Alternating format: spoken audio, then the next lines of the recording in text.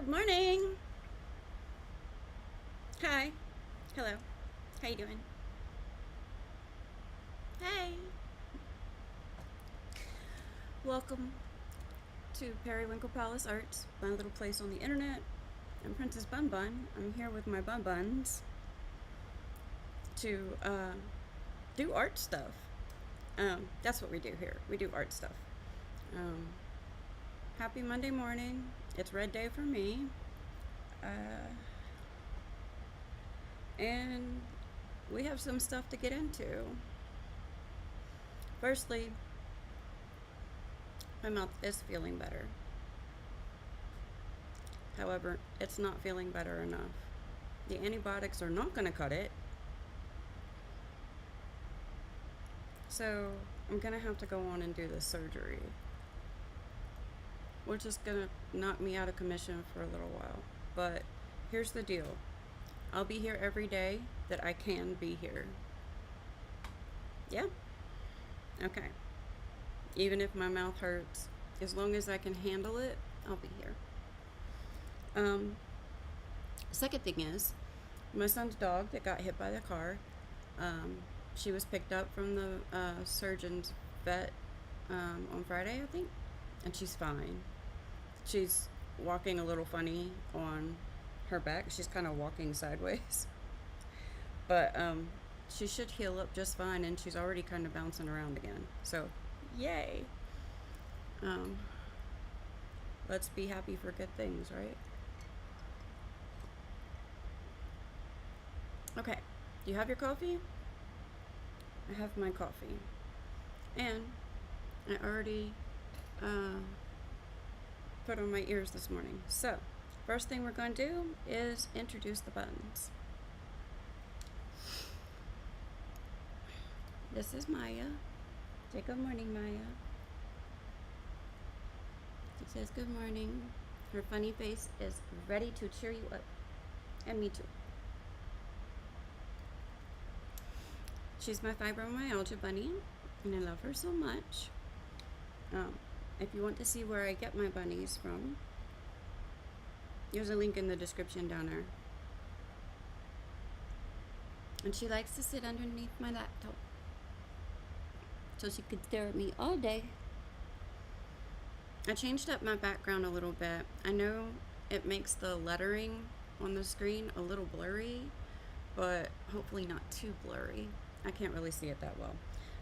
Next we have with us today this bunny. This is the bisexual pride bunny. She has the bisexual flag there, and hearts in her eyes, and heart bi flags on her feeties, and you know, the mixed match colors. She loves both worlds, and she's very much like a little K-pop girl. She loves some K-pop, and she's wearing a cute little dress with this cute purse, and I haven't found anything to put in her little purse because it does hold things, and she wants something to put in it, but I don't know what to put in it. I don't know. Anyway, her name is Kay. Bye. Like, okay, bye. You gonna sit in the cup holder? Her hair bow is a little wonky this morning. She slept in the bed with me last night, so her hair bow got a little mussed. We also have here the existential crisis bunny. And she's having all kinds of existential crises all the time. She got squiggly lines, and her, I think it's the omega alchemical symbol. Half of it is down here and half of it is up here. And she's just like melting and dripping all over the place. And she has these pretty melty stars in her ears. She's so pretty. And the meltiness reminds me of ice cream. So her name is Iscream, but it's not spelled like ice cream. It's spelled like I scream, like I'm screaming. Because, you know, That's what I do in an existential crisis. What do you do? Me, I cry and scream. And I've been crying and screaming all weekend. It's a good thing I took the weekend off from streaming because I could not have done it anyway.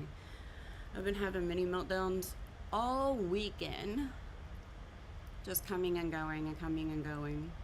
And my eyes are red from crying too much. So I figured she was a good friend to have at the desk today.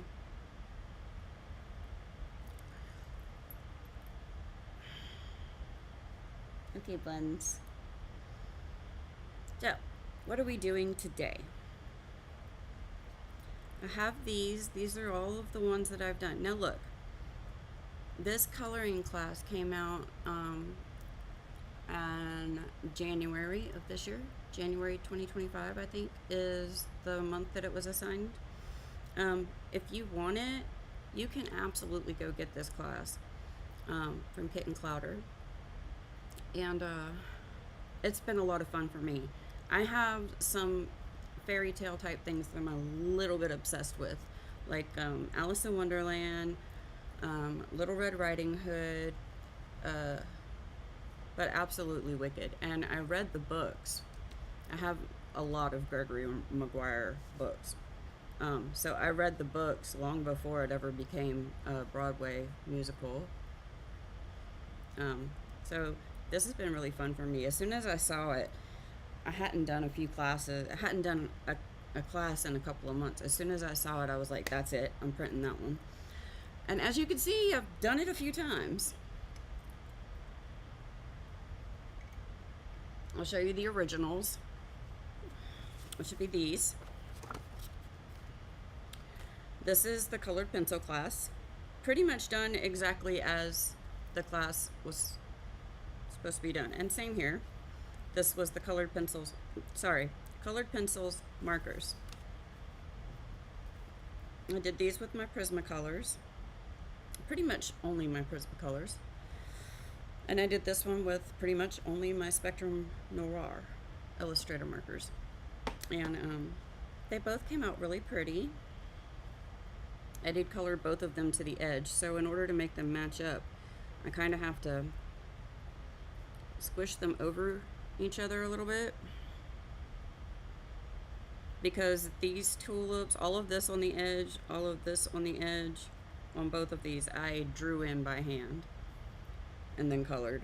I don't know why I did that, I just did. Anyway, so then I had started to do this version next. I'll show you what I started with.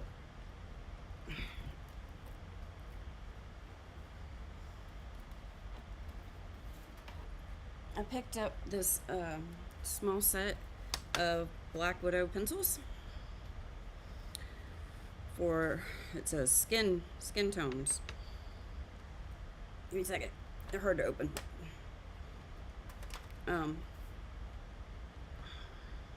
I picked up the dark tones because, I mean, I have so many supplies that can color non-darker skin tones. So I wanted to have a set that I could use for darker skin tones.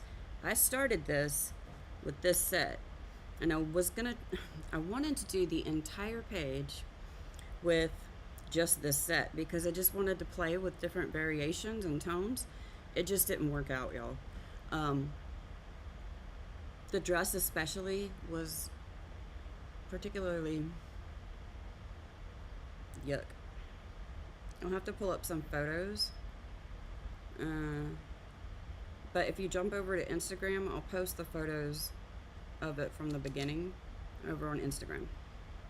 Anyway, after I decided that, one, I disliked the way it was looking, and two, I had much higher expectations for these pencils than I should have. They're a nice range of colors, I'll give them that. However, I did not enjoy using them because I don't like the texture of the wax. I don't like the texture of it. It's difficult to blend, it's difficult to erase. The pencils are harder than Prismacolor Premiers, but they're not as hard as Verithens. So it was a weird in the middle kind of thing, and I I probably just need to practice with them more, honestly, but I'm not a fan right now. So after I decided I wasn't going to do that, I got my pan pastels in, and I was just sitting here one day staring at it, and I grabbed it and started applying pan pastel to it. So basically, I did the entire page with the base color for each area in pan pastel, except for the dress. I did not do any pan pastel on that. I really just didn't like the way the Black Widow pencils blend.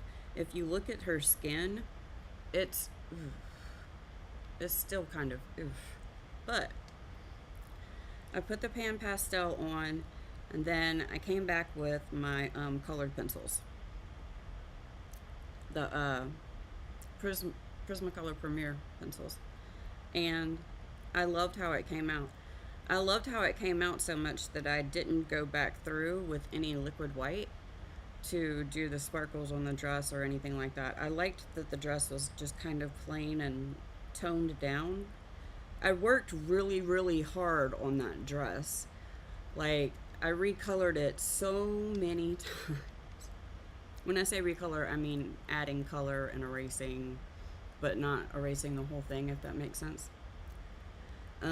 Anyway, I like how this one came out, and I don't mind that the flowers are kind of like a darker, kind of rusty tone. I don't mind that. And I don't know what I did to this tree, but that is amazing to me. I don't really know how I got that swirly kind of look, but I love it. So this actually started out being horrible and ended up being a favorite. And then, of course, lastly, we came back once I got my Copics in, and we did this one with the Copics. And if you want to see that, that's what I did last week. So go look this up. It's Elphaba in Copic markers. And yeah, so we finished that out. And then this weekend, I was doing a bunch of cleaning up, and I swatched all of my Copic markers in the new swatch decks. And I do want to talk about that at some point. I took some good pictures, and I did do overhead video of some of it and face video of some of it. So if you want to see me swatching that, go ahead and leave me a note in the chat, or leave me a note in the comments, and I'll see what I can do about that.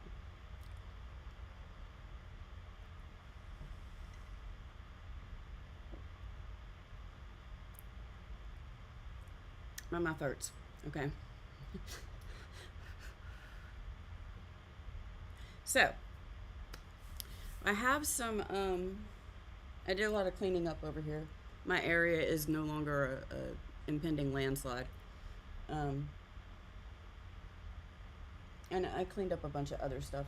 I'm gonna go out in my big studio today, and I'm gonna find some of my works in progress that I've got out there, and a few other things, because we're gonna start mixing it up. I'm not gonna,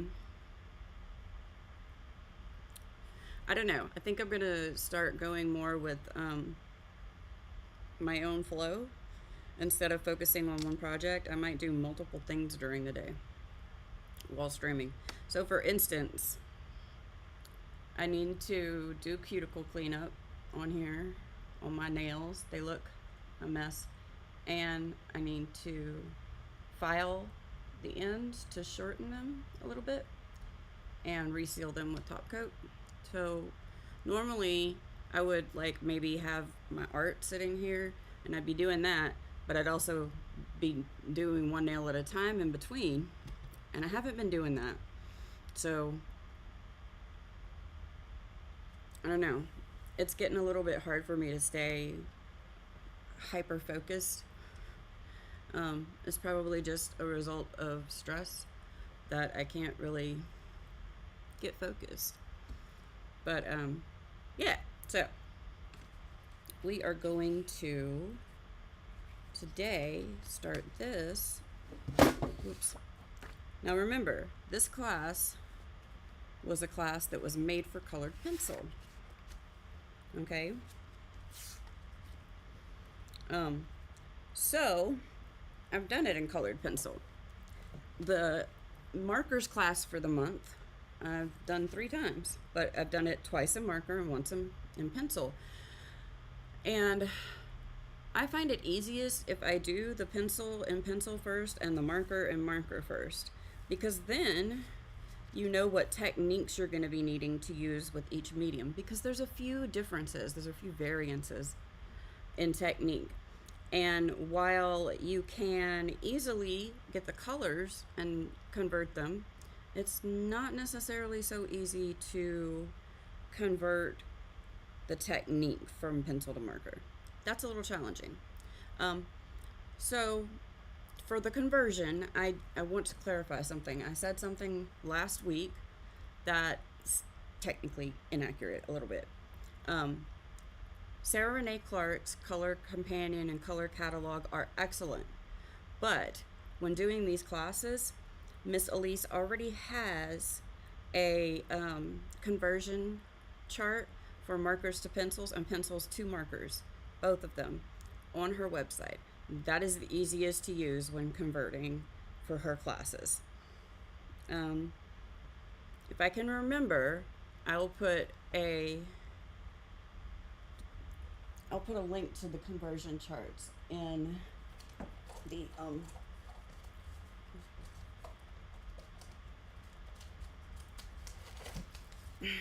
I'll put a note to put the conversion charts in the description link for this video.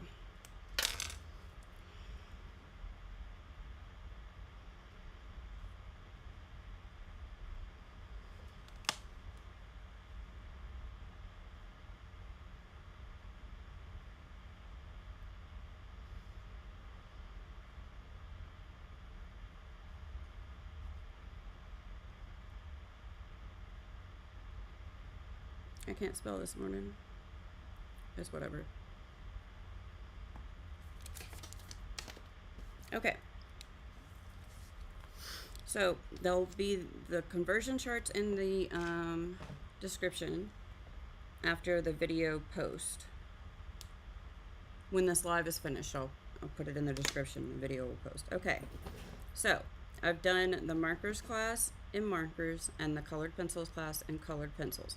I know what techniques and steps are needed for each, which means that now I can do the colored pencil class in marker. So I have this one that I had already had printed out, and we're going to do this in the original colors. I have another one outside that already started coloring the dress with I believe it was blue grays. I want to do that one in monotone colors. So like, I was thinking like a blue gray with sepia tones behind it or something. I don't know. That was my original thought, but I haven't really colored very much of it yet. So it's also on marker paper. And when I go out there and get some of my other whips and such, I will grab that one, and we might do that one too in marker. But for right now, let's put this away. I want to go through something with you real quick before we get started and show you how I break down this color conversion. So using the charts that I link in the description, I go through and match up the colors from the Prismacolor pencils to Copic colors. Now, some of them are a little off, or they're so close that they're listed as using the same marker. But the Copic range is freaking like massive. So, in certain situations, such as, let me think. So here, goldenrod and yellow ochre were listed both as YR23. Yellow ochre YR23, it says yellow ochre on the cap. So I left that one as that, but I wanted a different color for the goldenrod. So I went and glanced through the markers, which are now on shelves and looking absolutely gorgeous. If you like organizing your art supplies, you know what I'm talking about. And this one is golden yellow. So I pulled this Y17 and we substituted that for goldenrod. And there was like 2 other colors that I had to do that for too. So, yeah. And a few of the colors I changed up as well. Then I came in and I used my scratch paper that I've been using. Oh, I wrote that this weekend. Kind but firm. That's how you maintain boundaries. Kindness, but firmly. So I wrote down each of the pencil colors. Next to it, I wrote all of the markers that we're going to use. And this piece is what we're going to use while doing the class, because this way I can easily glance at it. But one thing we're going to do right before we get started, I want to make sure that I like my color selections. So I'm going to go through each of these markers. We're going to mark the color on the marker color number designation. I don't know what you call that. What is it? The coding system? Something?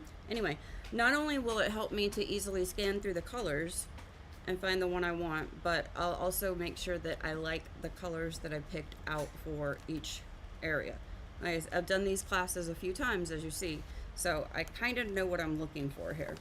But we're just going to do this real quick. It's a little step that isn't necessary, but I find it helpful. And it also helps me to make sure I have the right color for each one, that I didn't accidentally grab another color. It gives me one more opportunity to go through and check my color names and numbers.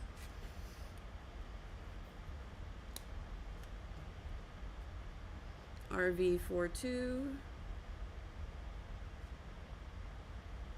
Here we go. That's the conversion color to blush pink. And it is salmon pink. And I'm just gonna name each color in pencil and then tell you what it's converted to. We'll get through this pretty quick. Light peach converts to R00, pinkish white.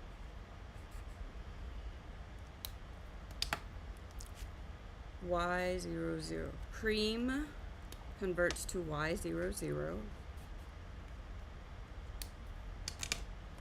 E19. Henna converts to E19, which is redwood.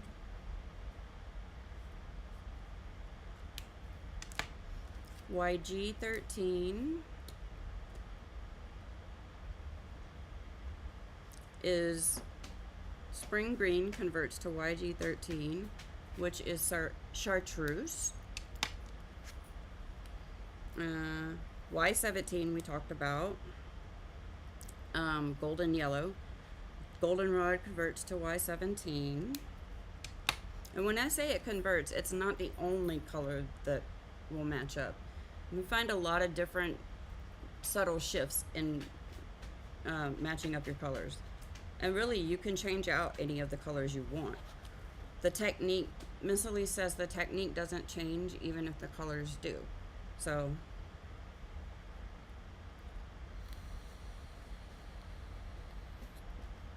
YR23, yellow ochre converts to yellow ochre. Also, if you want to see what music I'm listening to, because I will be jamming around and bobbing my head and stuff, and I can't help it because I love music and I need it. But YouTube doesn't allow me to play my music in the background for you to hear. I'm sorry. I think that sucks. But let's see if I can do it this morning. Over here. It's right here. It's a little screen share from a mini player on Spotify, and I just keep it in the box down there. So I don't know. I'm just sharing. Imperial Violet converts to BV13, which is Hydrangea Blue. Light Umber converts to E44, which is Clay. E37, Burnt Ochre converts to E37, which is Sepia. This is a reminder. Take an ashwagandha. I don't have that vitamin. This is a reminder. Take an ashwagandha. Alexa, always be boss to be around. I think YG 23. Chartreuse in pencils converts to YG 23. New Leaf.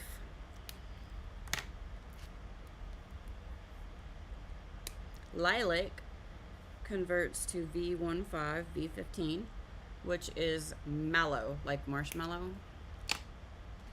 YG 17, let's see. Apple Green converts to YG 17, which is grass green. The greens are a little weird.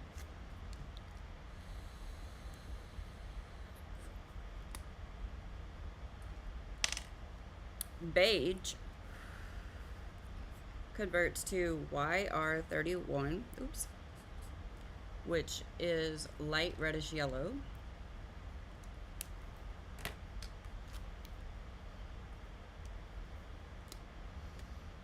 Let's see, non-photo blue pencil converts to B16, which is cyanine blue, like cyanide, I guess.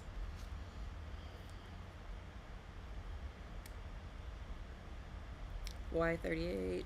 Yellowed orange pencil converts to Y38, which is honey. Honey, honey.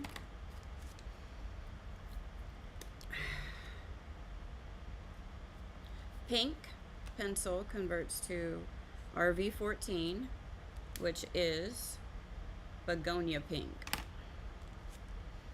R35, carmine red pencil converts to R35, which is coral. That doesn't look coral to me. Does it look coral to you? I guess it does once it starts to dry. Alrighty. Jade green converts to BG93. It's a pretty good match. Green gray. Peach converts to desert sand, which is E13. It's a peach pencil to E13. I'm trying to say this in a logical order each time, but I'm not a very consistent person. Deco pink pencil converts to RV10, which is pale pink.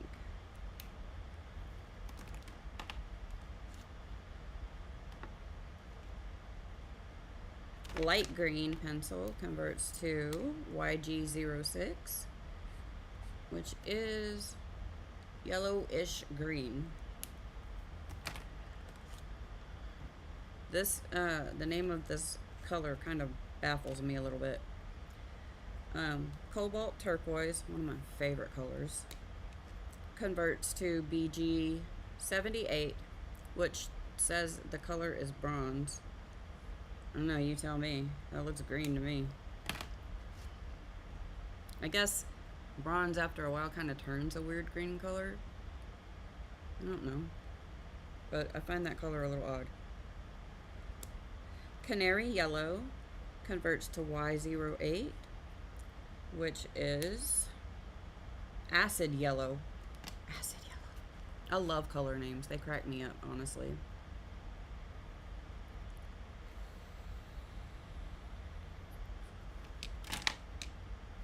Jasmine converts to Y21, which is Buttercup Yellow. Buttercup, my little buttercup.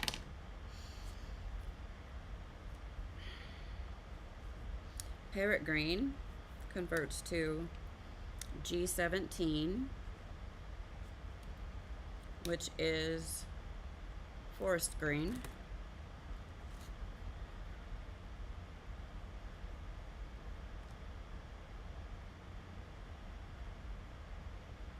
There it is.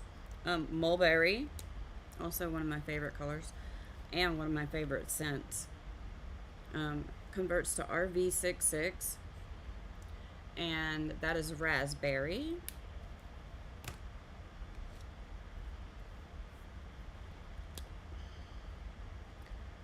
BG96, Celadon Green Pencil converts to BG96, which is Bush.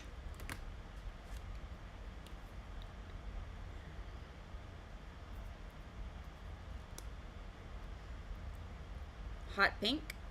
Oh, that looks hot pink, doesn't it? Hot Pink is RV04. And it is Shock Pink. And last but not least,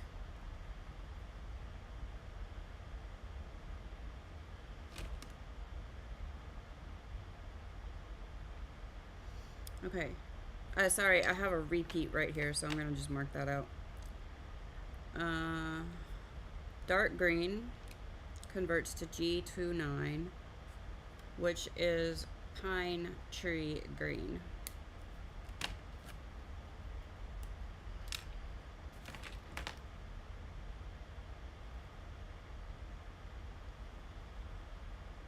Okay, now I have my color chart.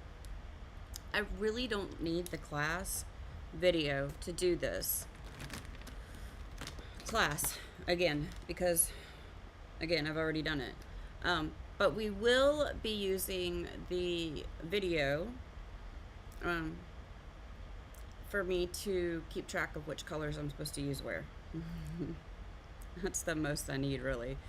And this chart, standing up over here, will allow me to easily see, okay, she said henna, so that's E19. I can find it easily by glancing. The colors help me figure it out too, and also lets me look over it, like right now, to make sure that my colors look right. Okay, and now I'm going to put them in here. Yes, I'm going to organize them, because I'm weird like that.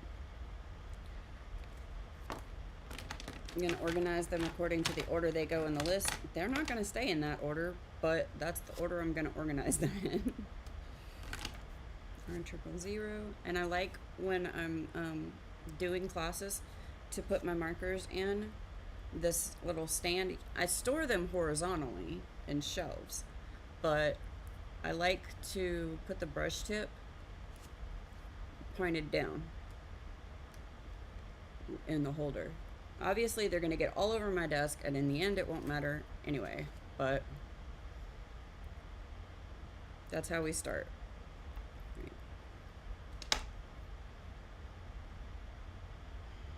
37,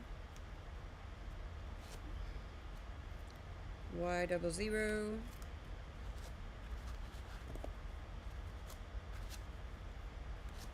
and while all of this is not necessary, it just helps me get into my flow for the day.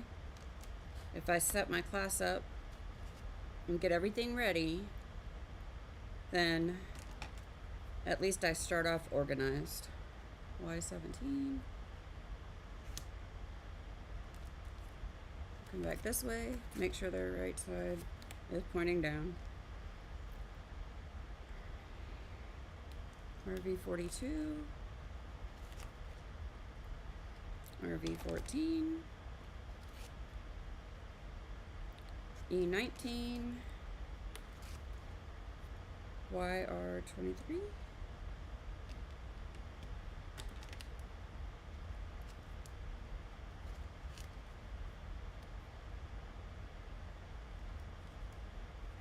YG23, YG13, YG17. So I just thought that I would spend a few minutes just showing you how I kind of set up my markers and everything before the class.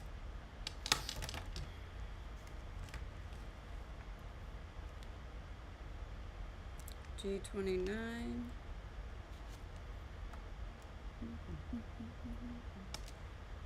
YG06. BG78.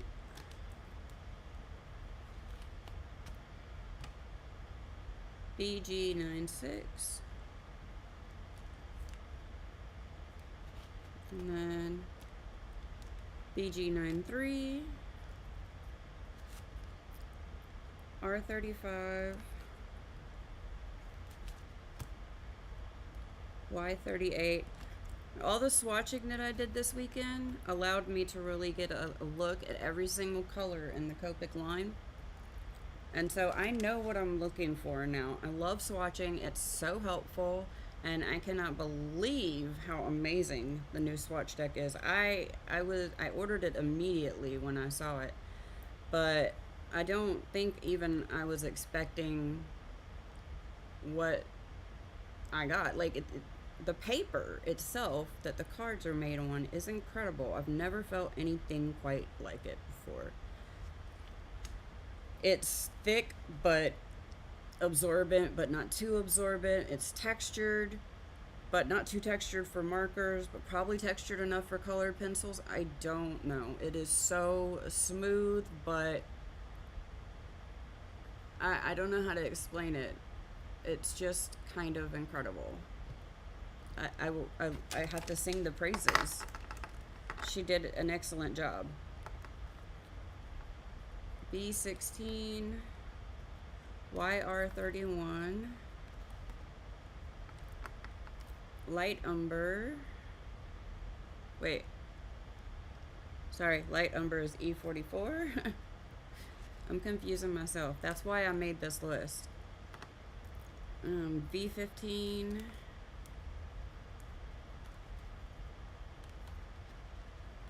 BV13, RV04, RV66, and RV10. Now we're ready.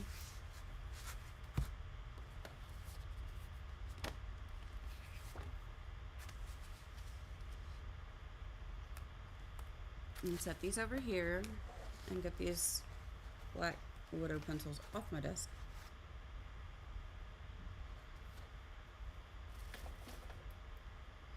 Okay, ice cream. So we're gonna start at the very top and we're gonna do the rainbow first. I just realized I need to do something. Maybe I don't. That might be close enough to Periwinkle to handle it. I have to put Periwinkle in the bottom of the rainbow. It's my thing. I'm gonna try this time around to line up the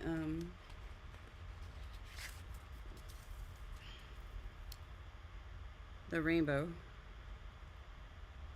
here. To do that, I'm gonna start with my black Verithin pencil and I'm going to measure the edges kind of each color here.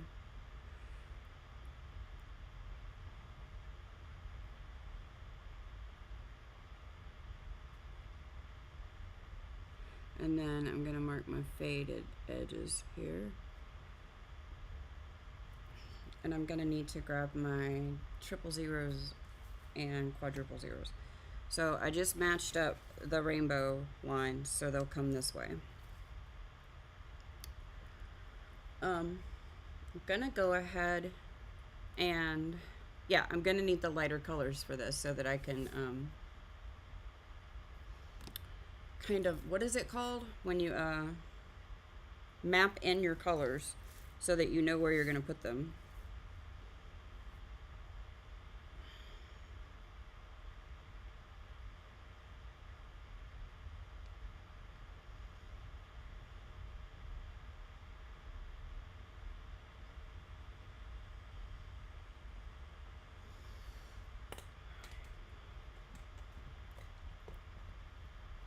Okay. Give me just a second.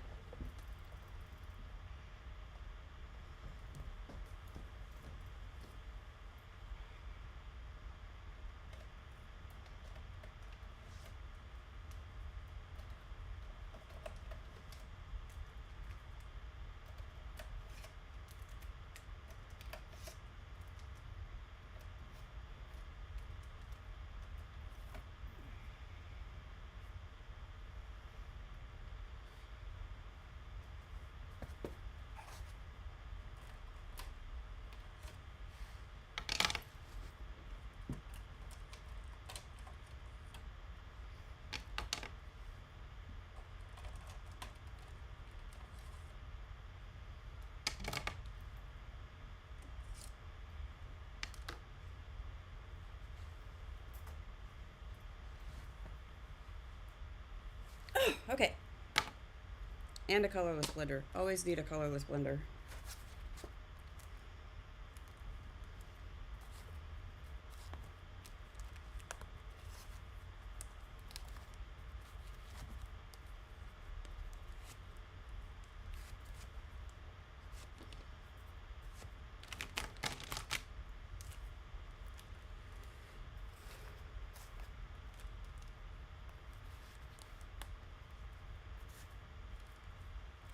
My goodness, I did not know that I had exactly the right number of spots in this little half block that I cut apart for all of the quadruple and triple zeros. I did find out that there's some colors that don't have triple zeros. There's some colors that don't even have double zeros. I didn't realize that, but now I know. And knowing is half the battle, right? G.I. Joe. Showing my age, right?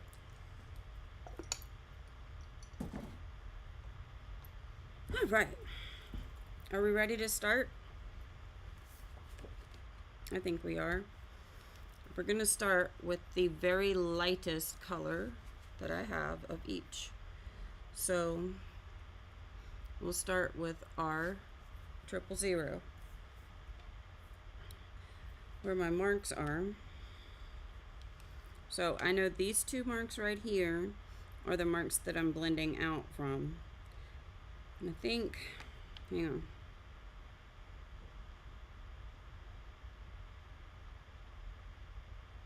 Yep.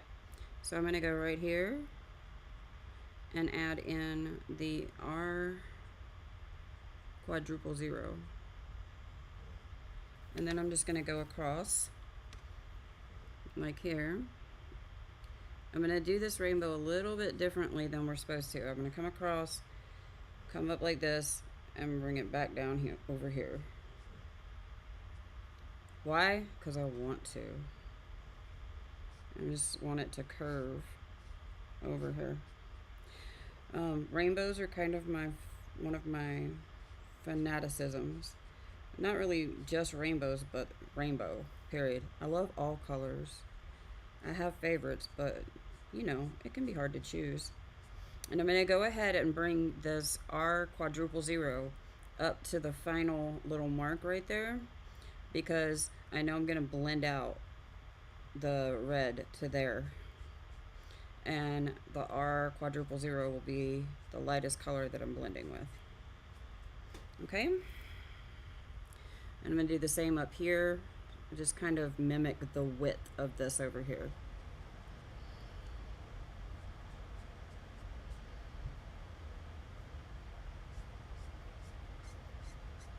I want to really map that in pretty good. All right. The next one we're going to use is going to be yellow red quadruple zero. I don't even need to look at the colors for this because you're just putting down the basic tone of each color.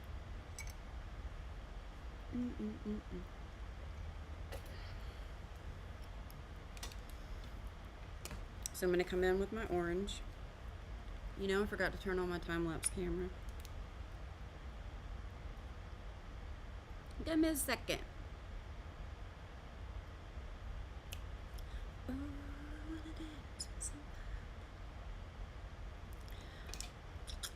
Okay, so we're going to keep this a lot skinnier, but we're going to overlap it a little bit. And I'm going to come right on the center of that line. And I'm going to, again, curve this up.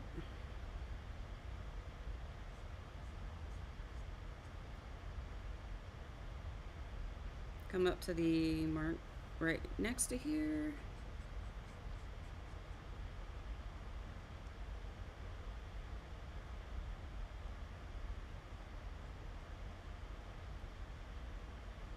And then I'm gonna come back over here. I'm sorry for turning my paper so much. I don't turn my paper quite as much when I'm coloring with pencils, because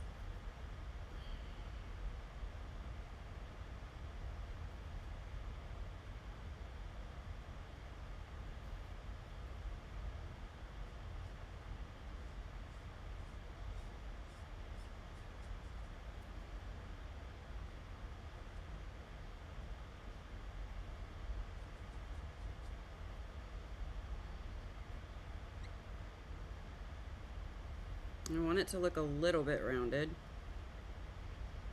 But at some point, it's going to come down lower and lower, so it's going to round out.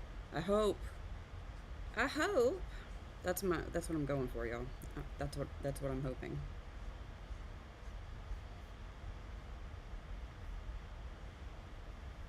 So we come like that and like that.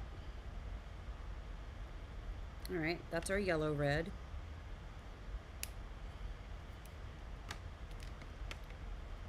Next we need yellow. There are, in every color family, except for the grays and the fluorescents, there are quadruple zero colors for every single color family in the Copic line, except for fluorescent and, you know, the 4 grays, which is cool gray, neutral grays, toner grays, and warm grays.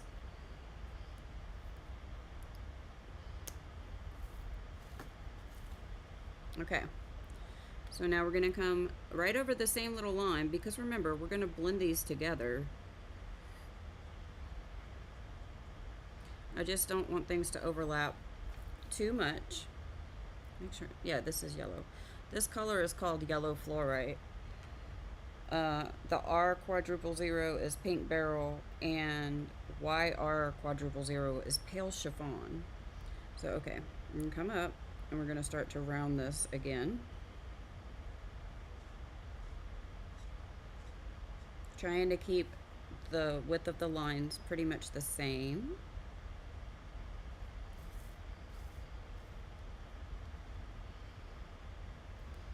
Okay, so I want my hand to basically follow a rounded line here.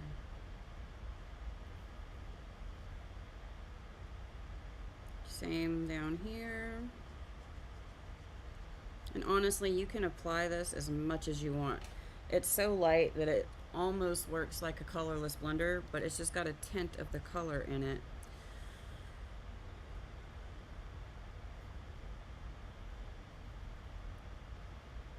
I actually have been thinking I might need to buy extras of the quadruple zeros and triple zeros, because I use them like this, and I also use them after I've laid down colors to blend it out. So I use these just about as much as I do the colorless blender.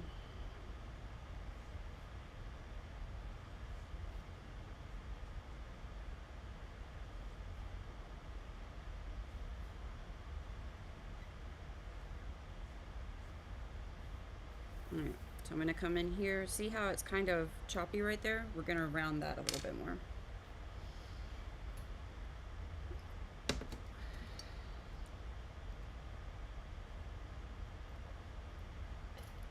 And real quick, let me line this up and see what it's looking like. I do want to frame these in the same frame. Yeah, that's looking good. And it's going to go up and over, sort of. It's a little bit high as far as the arc, but we'll see what we can do.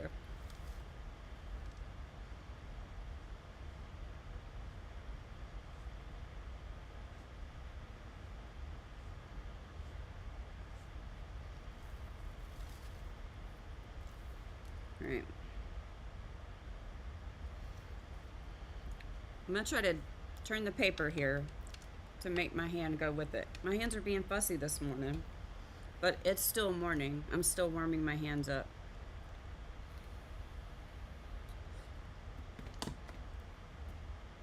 Uh-oh.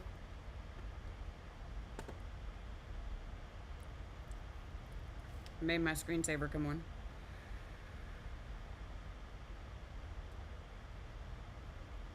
There we go.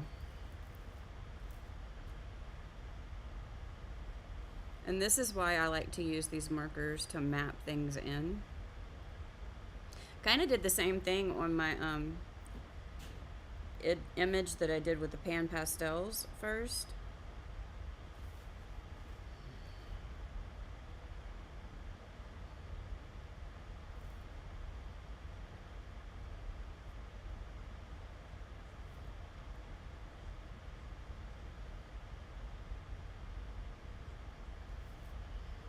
I'm going to come back to that orange. We're going to curve that a little bit more too. I'm going to keep it in the same line.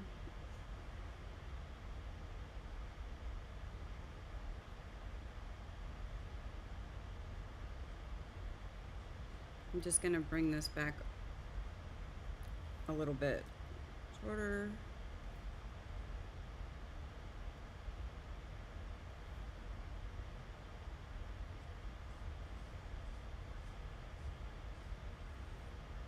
And it's okay if you kind of mess this up a little bit. It won't even show when you're done.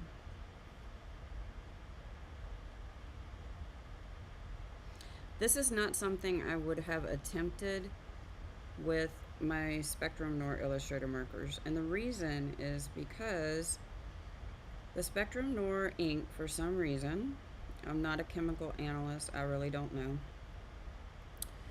it desaturates a lot more than Copics do, from my experience so far with Copics. And it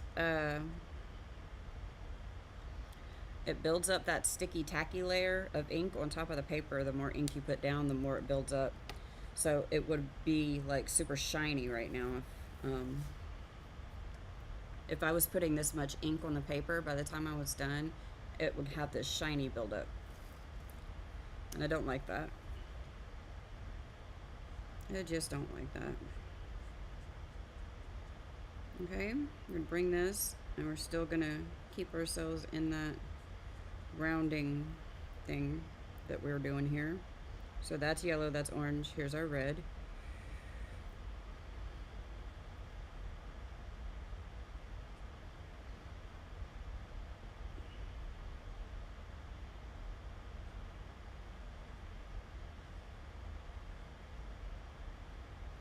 There we go. That looks a little bit more rounded, right? Or are my eyes deceiving me? They could be. Okay, let's move on to our yellow green. Yellow green. I'm gonna put this really thin through here because this is gonna help me blend that yellow and green together really well. I'm just adding it to that very edge. Okay.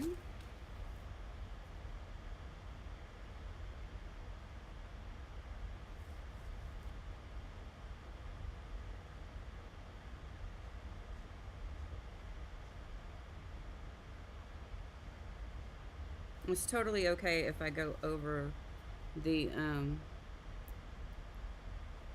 top of the palace, Emerald City Palace, with these light colors, because again, that won't show when I'm done. Okay, and now we're gonna grab our G quadruple zero. I know this is like me teaching you colors, right? I'm not gonna go as far down as I went with the yellow green. I'm coming back up a little bit. We're gonna stay within our little mark right here. And I'm just gonna bring that all the way through there. I'm trying to work with my hands here to make them function the way I want them to. I don't know if you ever have that problem, but I do. I'm basically almost covering that yellow-green line.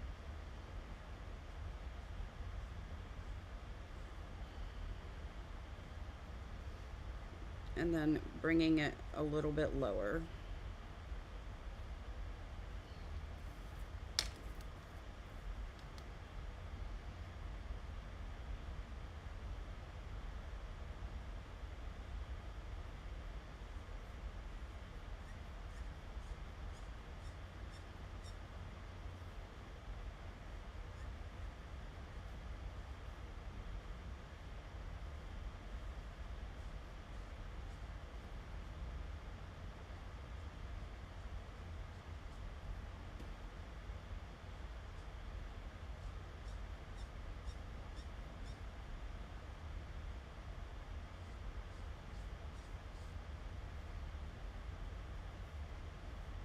And make sure that my line is as rounded as I want it to be.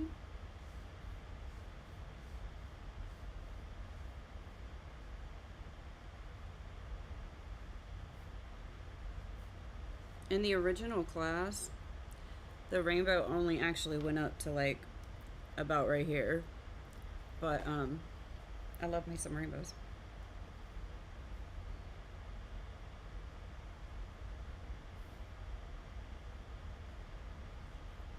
And it doesn't look perfectly circular, but that's okay because it's coming in from our other paper, from the other image.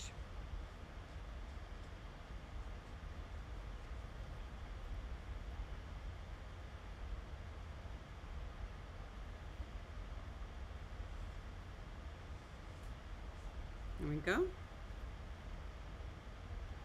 And the lines do get wider the further away from the image, or the further away from this side. I kind of like it like that. I didn't intend it to be like that, but we'll go with it. It is what it is. Okay, BG quadruple zero, and we're gonna do the same thing we did here with the YG. We're gonna kind of just build that blend line.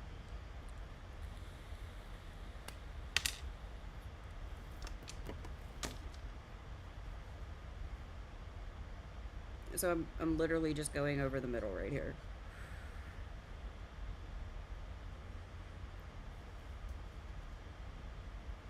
Mostly over the edge of the green, not too far over.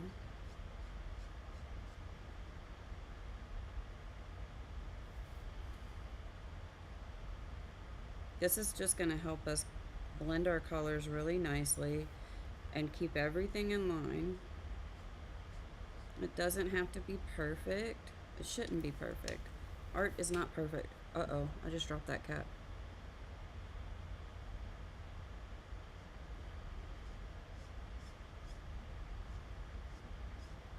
Again, we're overlapping the edge of the green here. We're not going so far back that we cover all the green. And we're definitely not going far back enough to meet the yellow-green line, if that makes sense.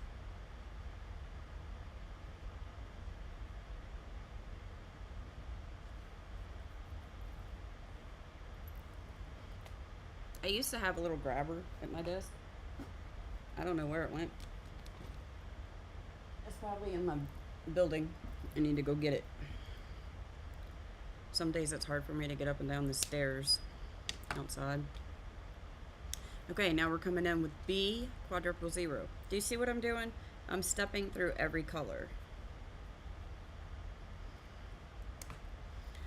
So here's our little mark. Now we're going to go to the mark, not past it, but we're going to come all the way back to this other mark over that blue-green.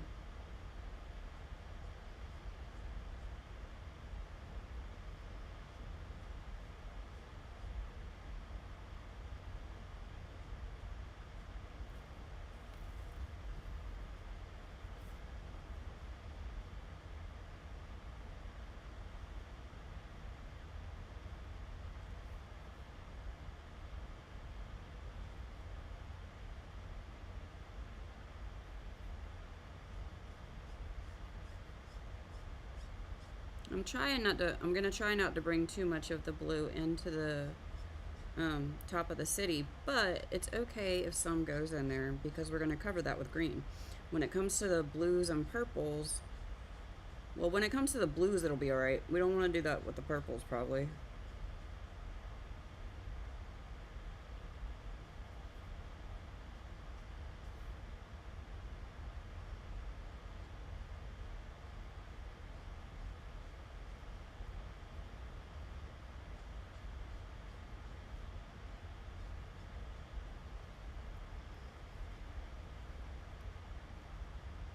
Okay, next we have blue violet.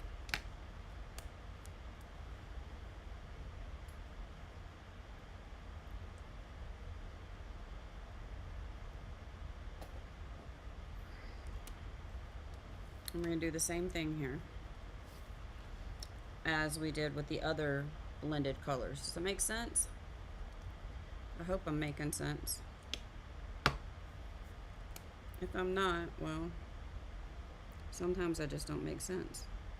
We know this, right? So we're going over the edge of the blue.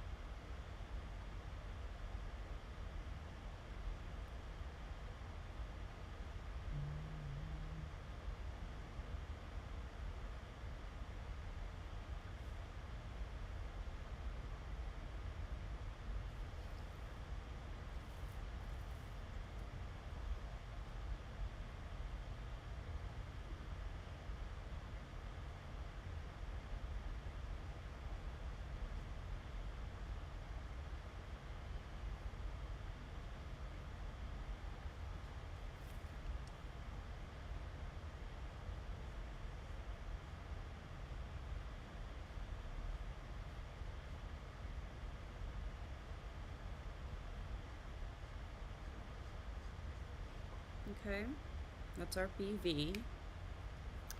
And now we need V, quadruple zero.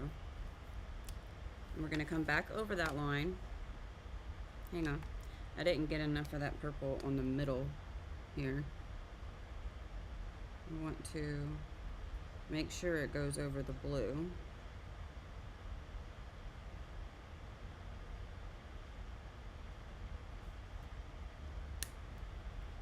Alright, so violet. We come down to the very last notch right there.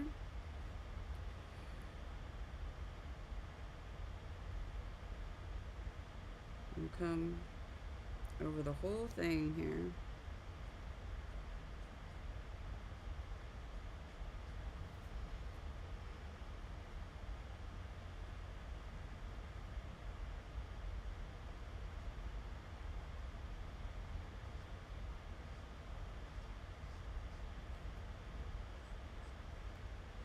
And we can bring this one out a little further because right here we've got our little mark at the bottom, and that's where we're going to blend this lightest color. We're going to blend the purple out with this lightest color, so it's going to fade nicely.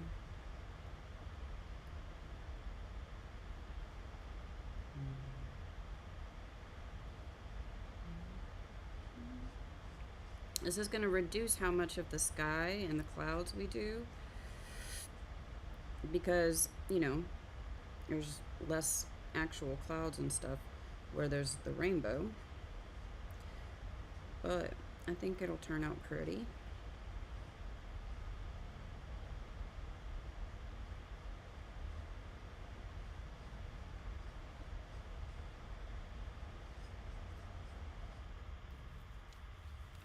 Okay, so now we have this beautiful pastel looking rainbow here.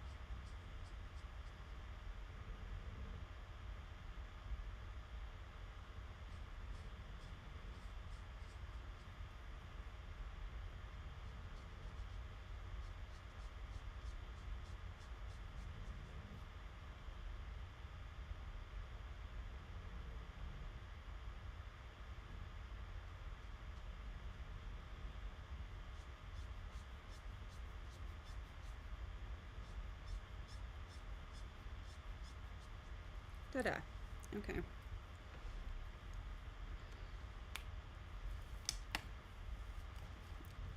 I like how that looks. Now,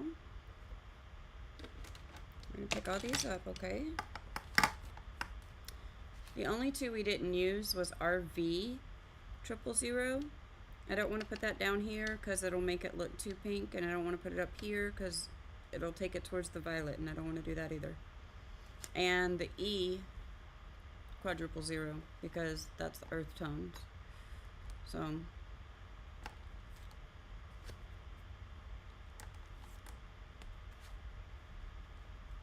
I like to go ahead and put them back in here in the correct order. Okay, I don't always do that, but I'll be honest with you. I'm being a little bit extra, my OCD is showing. Excuse me. My OCD is showing. Putting things in order soothes me. I don't know about you. Organizing soothes me. I had a lot more that I had planned to do this weekend that I didn't get done because I just sat down and started swatching these markers and I just didn't get to anything else. Okay, we don't need to use the 000s to do this because we're going to use the I mean, we've already used enough color to map out our rainbow. So now we're going to need carmine red, yellowed orange, which is Y38, Y08, light green,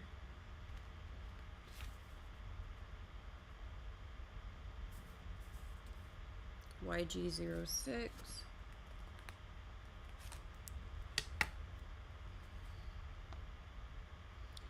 B16, and we're gonna add, let me see, BV13, we're gonna add to our mix because that's pretty much periwinkle-ish. I don't necessarily add indigo to my rainbows. I know it's technically in there, but I just don't do that, okay? So now, we need to be more careful with this one, okay? We're going to start with red. We're not going to come up past this mark. We're going to keep it close to the edge of the orange. As a matter of fact, we're going to keep it right between these two marks. I don't even know if you can see those, but I hope you can.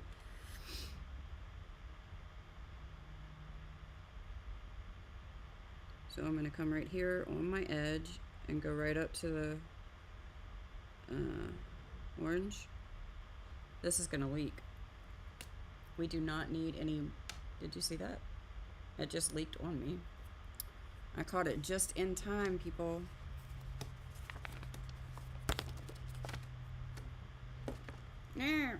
What did I do with my blobbing towel? I don't know. Maybe I put it away. I have a clean one right here.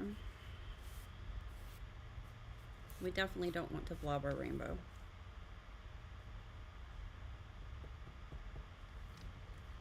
Okay.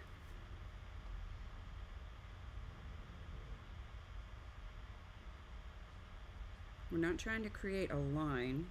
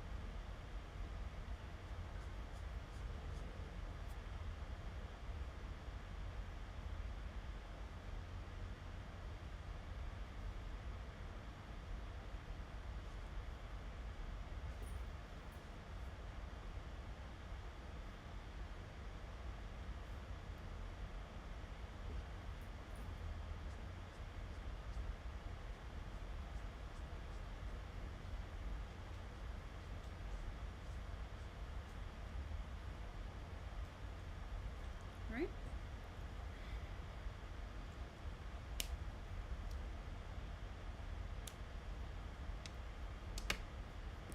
Y38.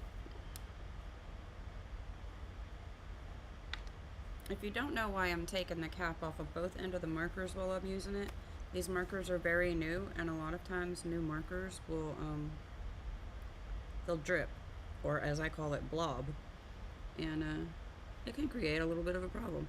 So I'm going to overlap the red here with the orange, and just come down until I meet the yellow.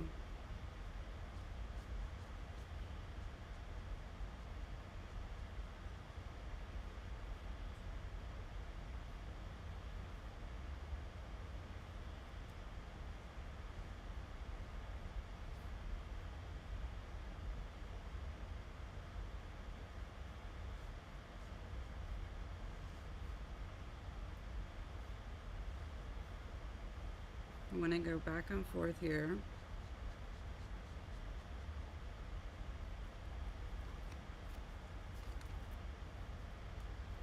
And then, remember we brought this in closer.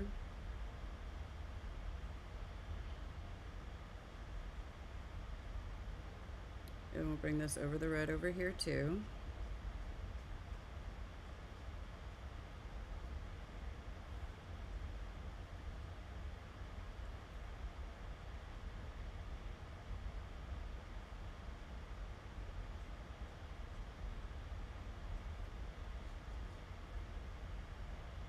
It looks a little streaky at this moment. Do not worry.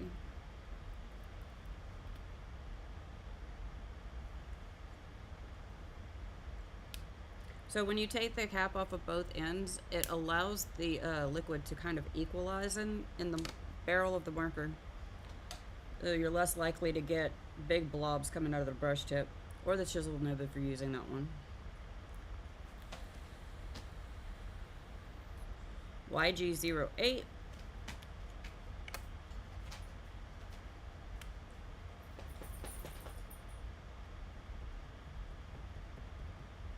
Well, it's not the end of the world if your marker creates a big blob somewhere. We had several of them on this image. Let me turn it over, I can show you where. So we had a big blob right there. We had a big blob right there that went down here. Then we had this big blob on the shoulder right here. And then we had another big blob with the green in the same spot. And if you look at it, you really can't tell where those blobs are. You see, here's one. You can't see it, but it is there. Right here. The one up here, I just turned into a little semicolon. I put those in just about everything in color. And then over here, we were able to disguise these big blobs right here in the foliage. So it's not the end of the world for sure, but it can be I mean, it's something that usually I have to fix if it happens. I've had it happen on when I'm doing like characters. I've had it happen on their faces before, and that can be kind of annoying. I know on one I was doing, it blobbed on her face and I just turned it into a freaking tattoo. It was pretty bad blob. It wasn't even the color that was supposed to be on the face.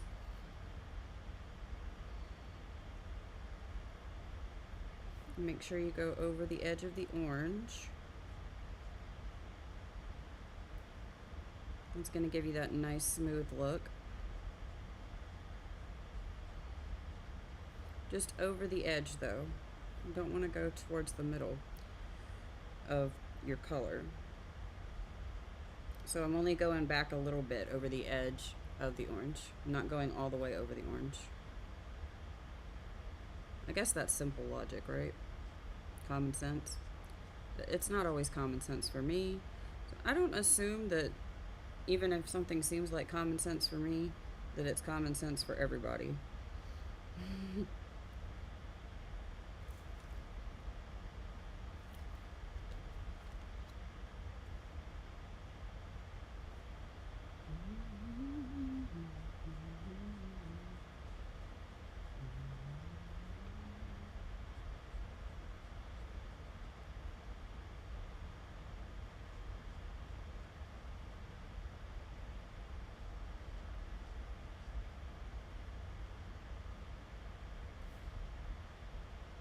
Make sure it's round and doesn't have sharp little corners inside the rainbow.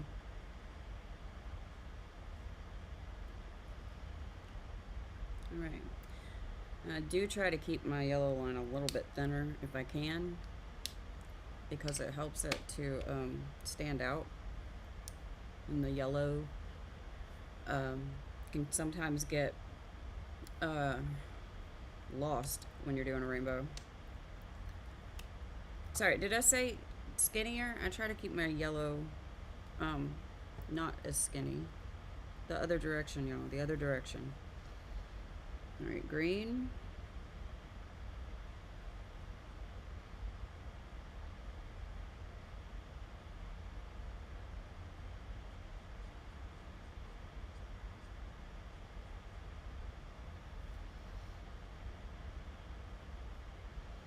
I can see where I put the color that's the in-between color, so the blue green, I can see that there. That helps me make sure that I hit the right line as I'm going around.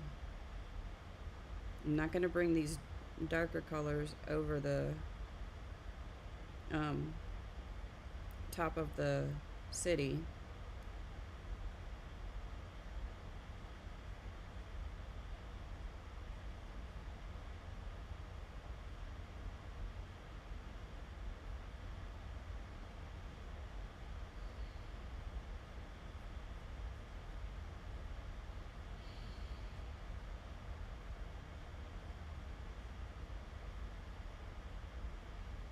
I'm not going to bring this green back as far over the edge of the yellow.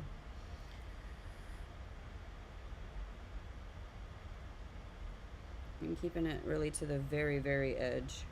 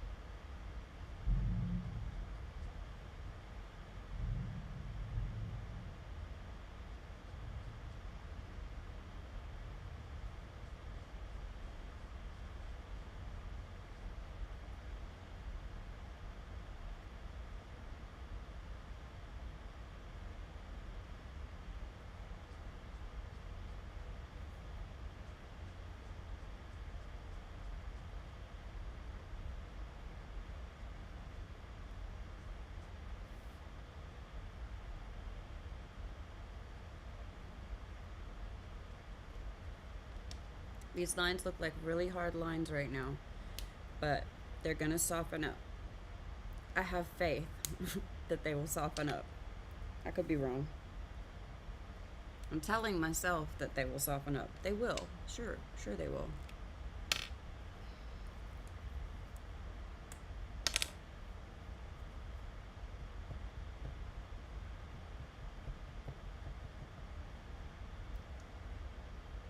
Mm-mm.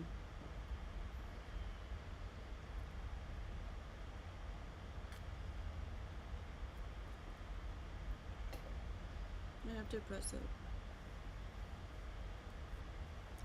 I'll live. This tooth might kill me though.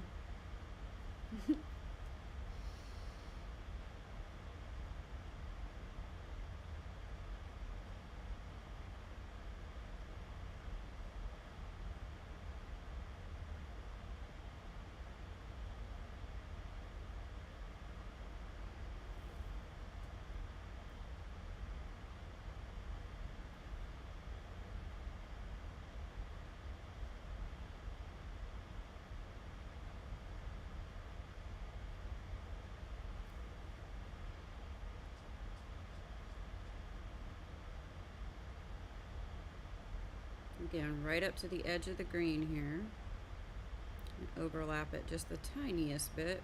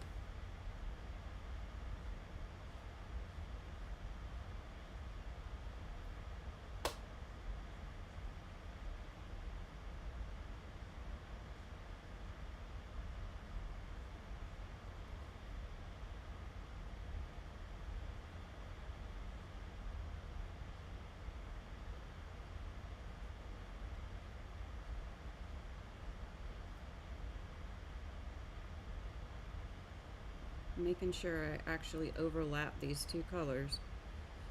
It's important to blend your blue and your green together really well. I'm trying to also make sure that all of the areas have kind of the same level of ink on them, because when I go to blend this, I want that ink to be there.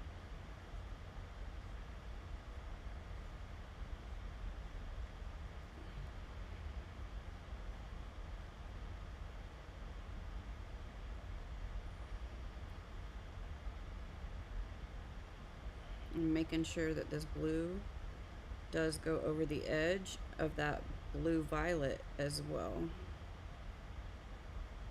I'm going to keep it between the lines over here so that it matches up to the other one as best as I can make it match up.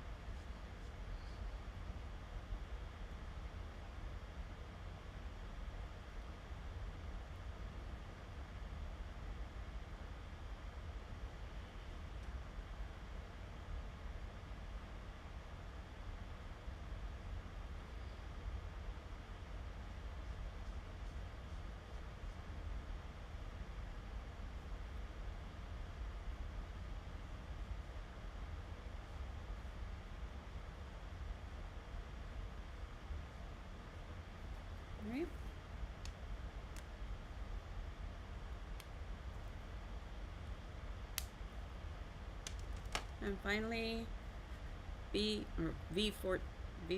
I thought I said I was going to use BV. Hang on. Whoops. Hang on. There we go. Yeah, VV13 is the one I want to use, not V15. Let me put this back. Here we go.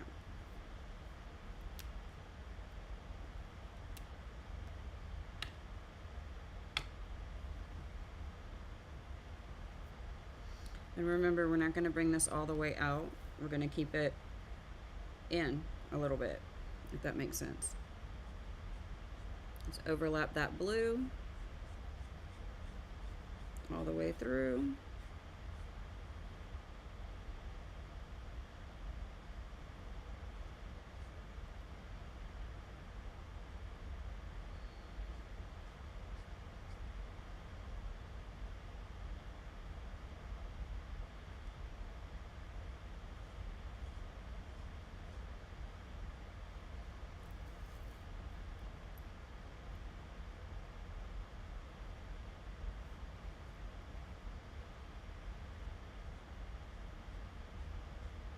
I'm keeping this purple close in for the moment so that I don't go too far. I'm trying to pay attention to what I'm actually doing here. Sometimes I just get going and I'm like,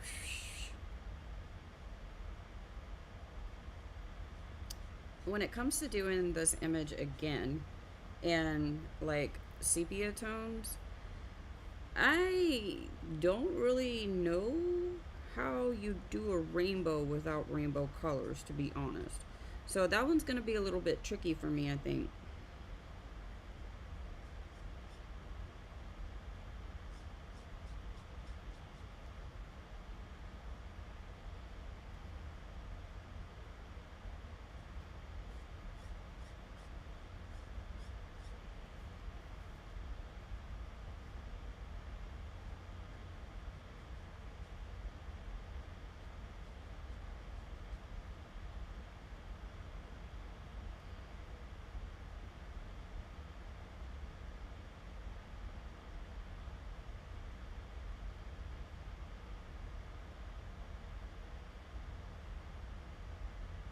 Again, I'm being careful around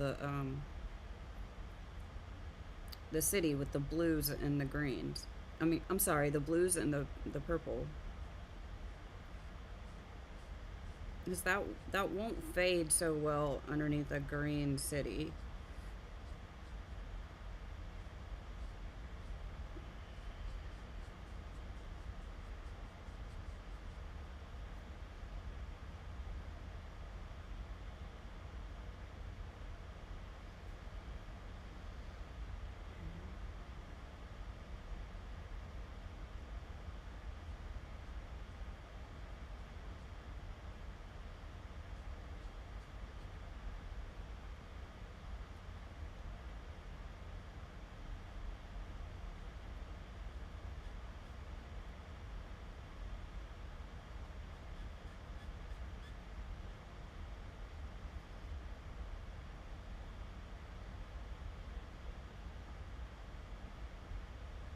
I'm making sure I get my curve in here.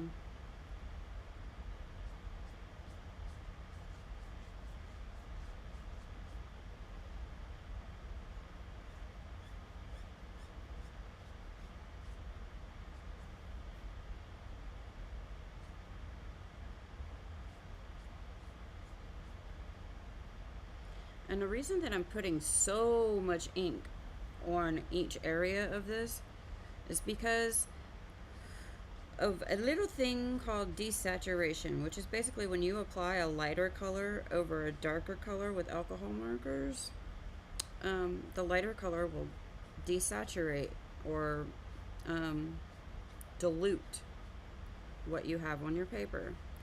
So if I add a lot of ink in to start with, when it does the dilution, it will spread the ink, but it shouldn't desaturate it as much. And y'all, I just want this rainbow to be super vibrant.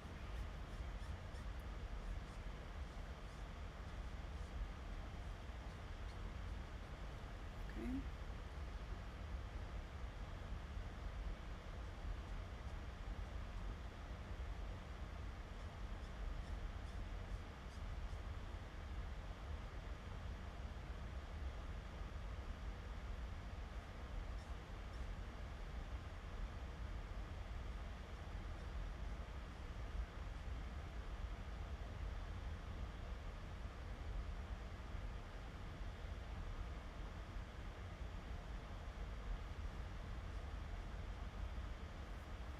Okay, that's pretty vibrant. It also looks pretty freaking blocky. Like, there's stripes, not a prismatic rainbow. I'm gonna let this sit to dry for a little bit. Look how pretty that is. I love looking at the back of my marker images. Not so much colored pencil. The marker images make almost like a stained glass thing going on sometimes. No coffee. I suppose I'm gonna have to drink something else. How dare I have to drink something else?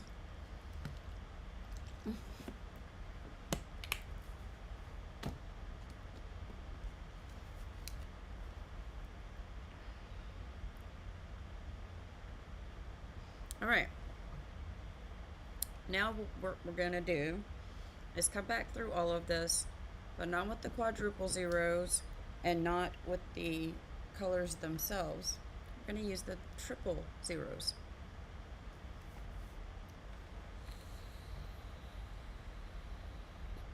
But to start with, excuse me, we're gonna start with YR, BV, and BG, and I'll let you know there is no YG, triple zero. So we're gonna grab our YG quadruple zero again.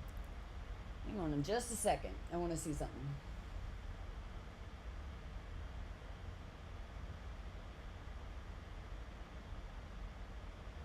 There is a YG double zero.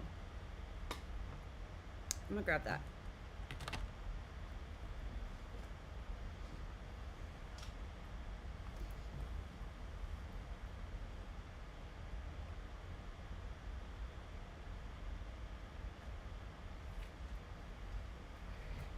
Okay. YG double zero is mimosa yellow. Let me swatch this real quick. Yes, that will work fine. So we'll not use the quadruple zero. I'm using the colors that go between colors. They're a little bit, tiny bit darker than the quadruple zeros. And we're just gonna put them between our colors.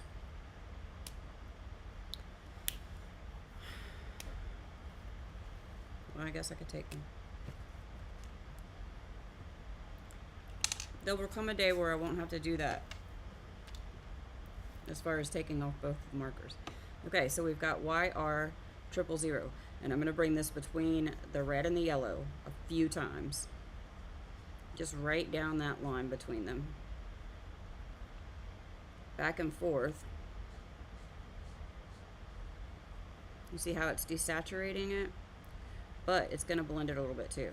And I'm going to kind of rub this in a little circle. Once I've got it saturated and the ink starts moving, then I go in a little circle to move that ink a little bit further. Same thing over here.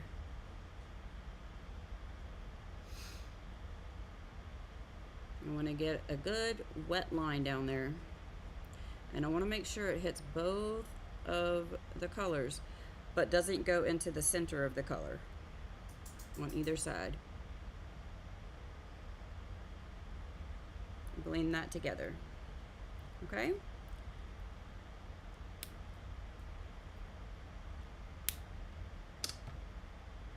Next we have between, YR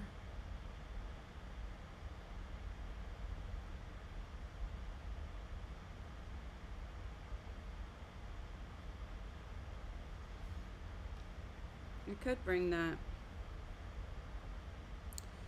through, right, this is, I forgot what I was doing, guys.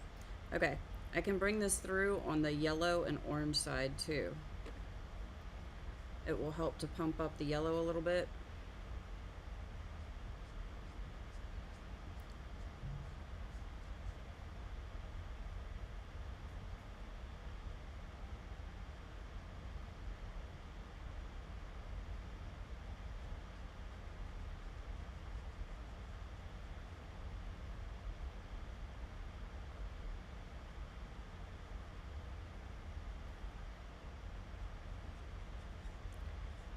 I am going to bring this straight through the orange, actually.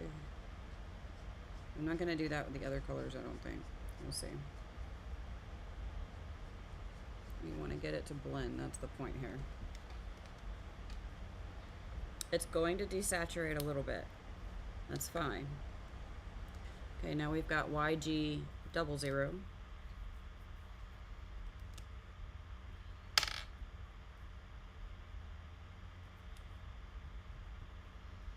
We're going to bring this just on that line between the yellow and the green.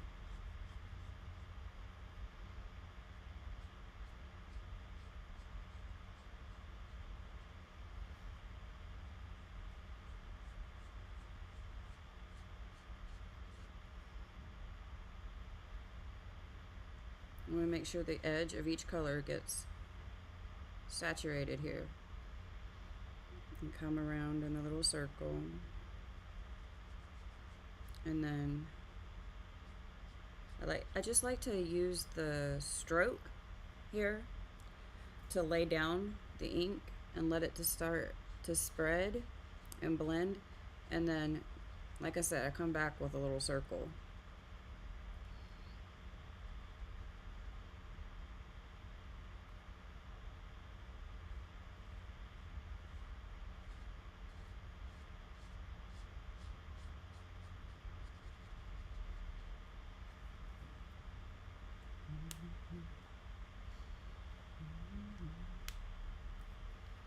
Alright, now we're going to do between the blue and the green.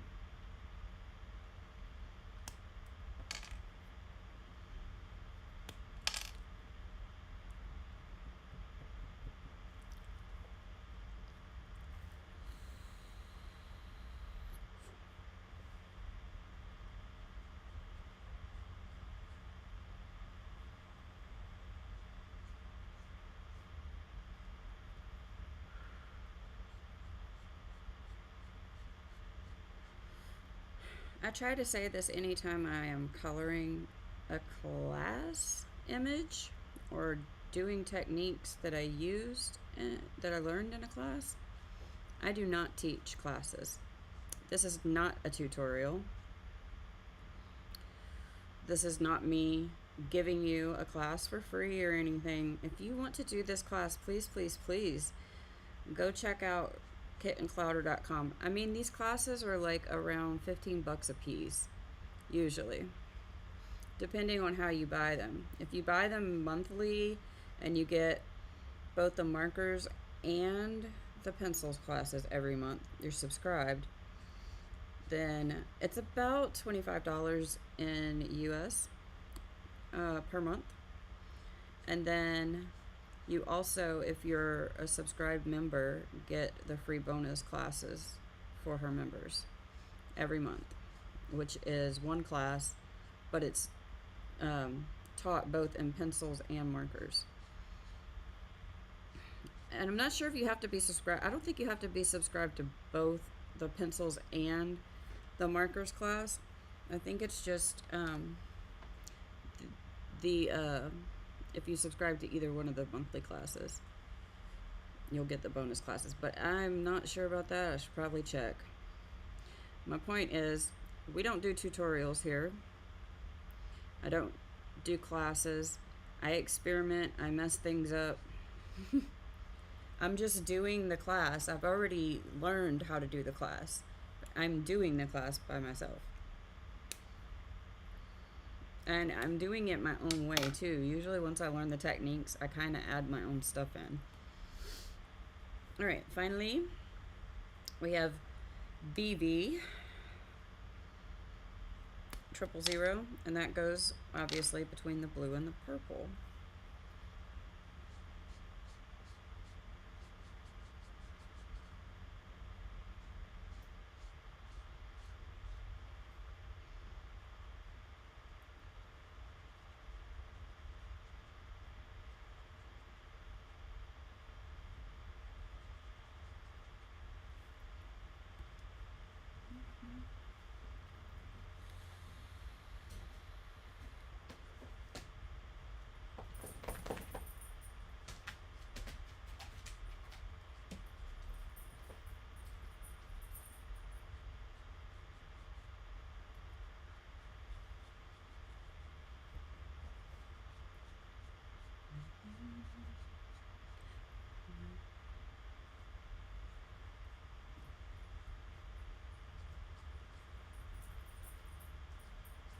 Alright, and now I'm just going to do my little circle. Just kind of pushing the ink this way and that way so that it goes back and forth over the blue and the purple.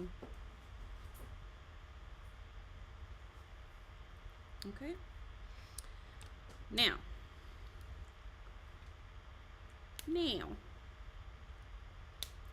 we're going to grab our 000s in red.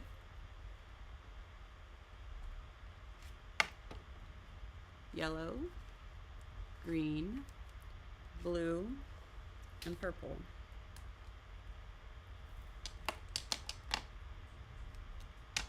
To start with, we're going to take the R000. We're going to go over the edge of this rainbow on the red side up to this little mark right here. So we're going back up over the edge of the red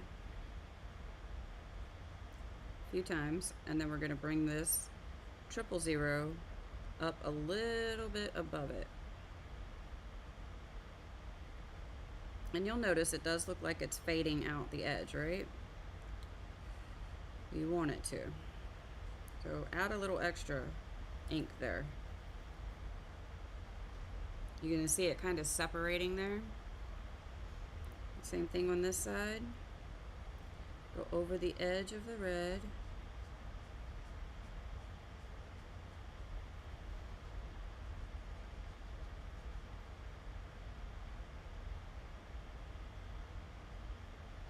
And bring it up a little bit farther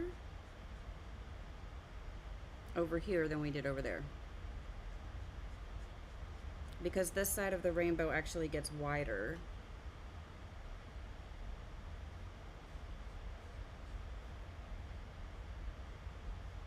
I know that looks kind of funny right now. It'll be okay. I promise. You want it to do that separation along the edge. See if you can see this closer. If you look close at the edge of that red, if I can hold it still, you can see how the color is somewhat, it's sort of feathering out, right? And that's exactly what you want. Now we're going to take the V 000. Where are you? Oh, here we go. That's the quadruple 0. Try to keep your markers together, woman. So we're going to take the V 000. We're going to come below the purple and just go in a little bit, and we're going to bring that purple out so that it feathers as well.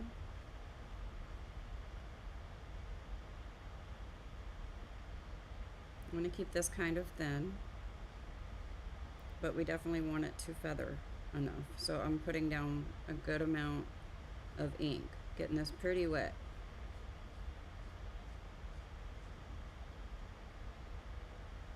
And do my little circular movement there.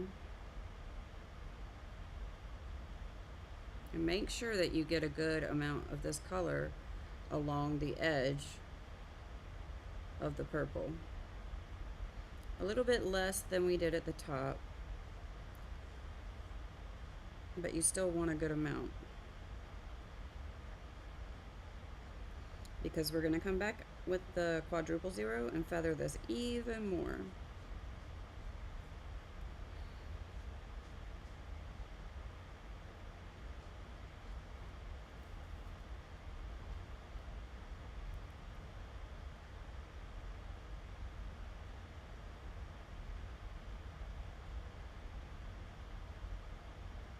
A little more detail here. Just going around the top of the tower.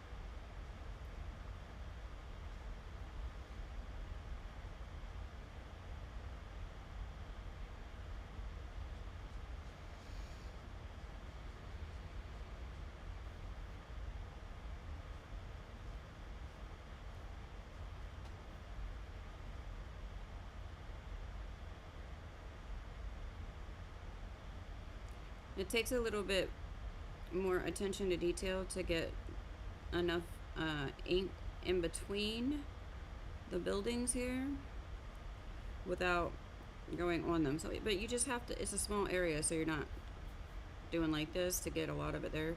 You just have to kind of go over it multiple times till it has the depth you want.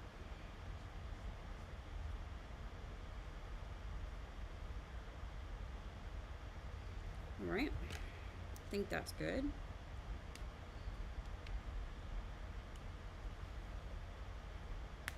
All right, and now we want to use our R quadruple zero again, and the V quadruple zero.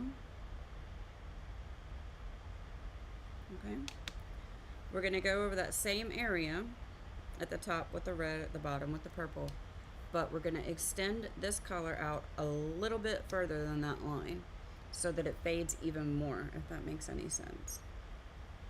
I'm itchy today.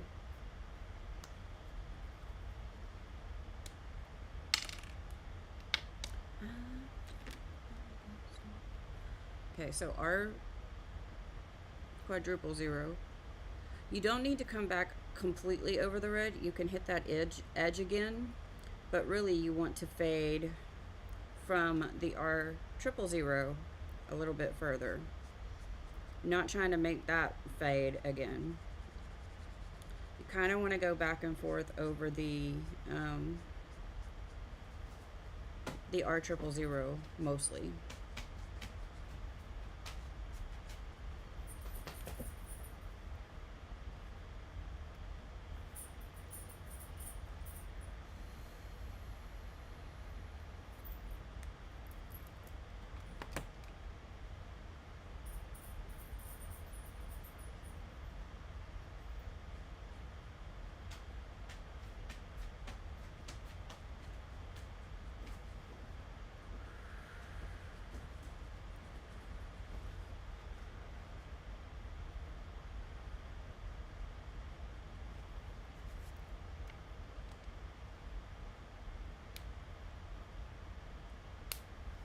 Okay, and now your V quadruple zero. We're gonna do the same thing at the bottom.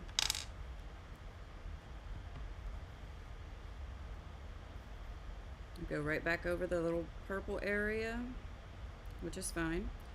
And then we're gonna bring this down, but we're gonna go back over all of the V triple zero and come out a little further. The actual area we're trying to fade on this pass is really the V triple zero. We want that to fade nicely into the V quadruple zero.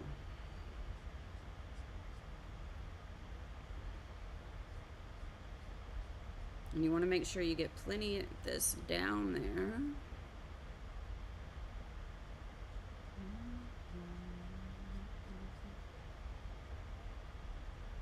Same thing around the castle. Just want to make sure you put plenty of ink down. And this is why I say I kind of use these zero, triple zero, and quadruple zero colors almost like a colorless blender. But it's a colorless blender with just a hint of your color.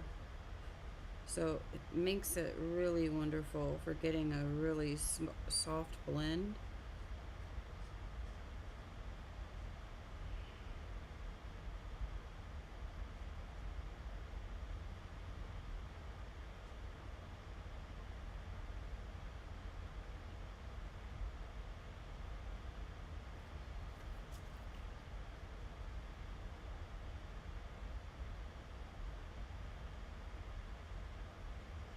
Go over it multiple times. And remember, between these things, between the buildings, you want to put down enough ink to fade it really well.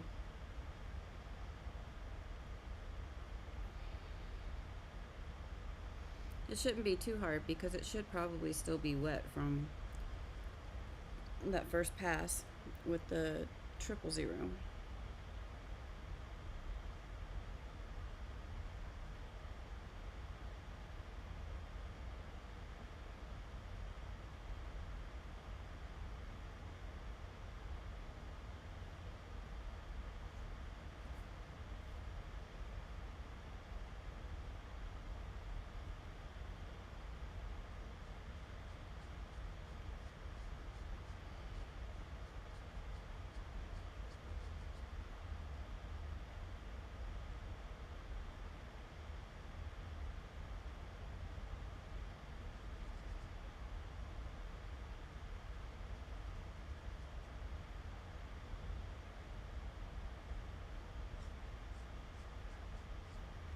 All right.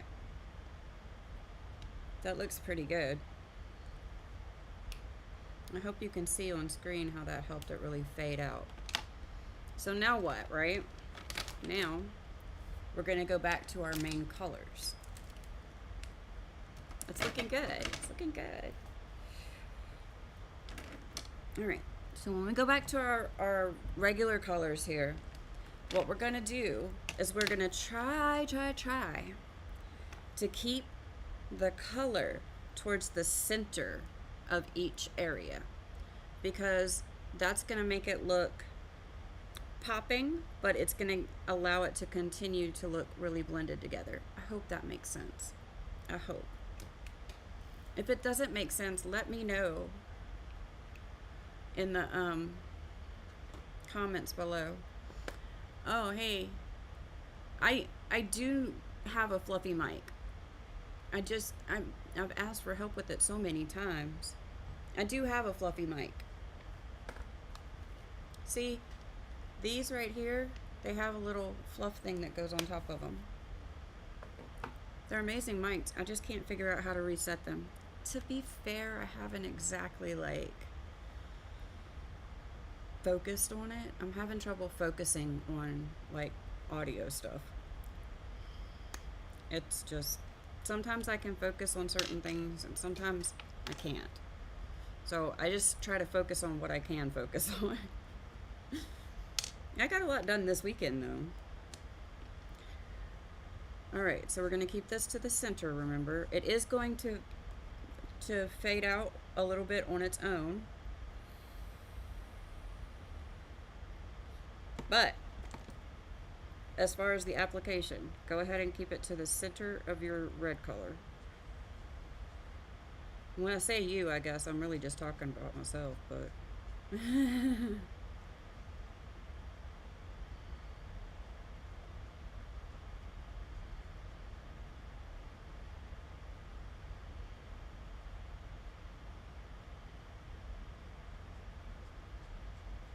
you definitely don't want to go over where it's faded there. Towards the inner edges of the rainbow, you can get a little closer because you're still going to fade those two together as well.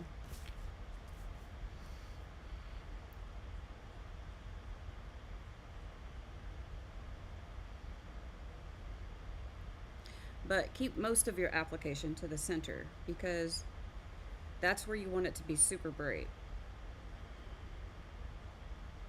You see how it just covers up all that desaturation?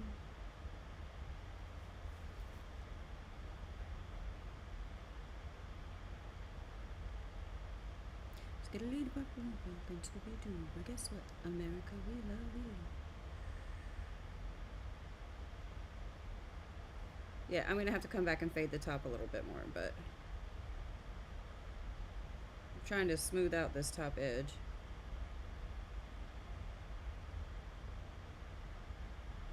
All right, that's looking snazzy.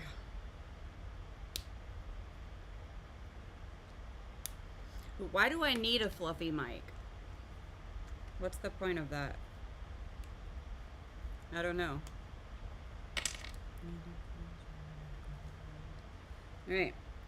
I gotta remember while I'm doing this to make sure that I don't overwhelm my yellow. And again, I'm coming straight through the center of this. And I'm gonna let it do its thing.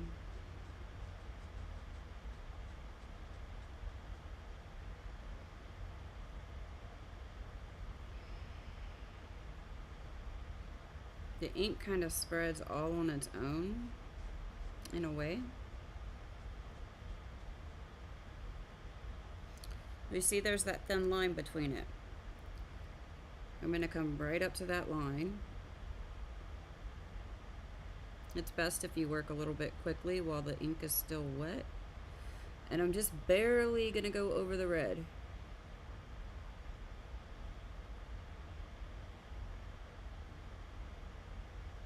Okay.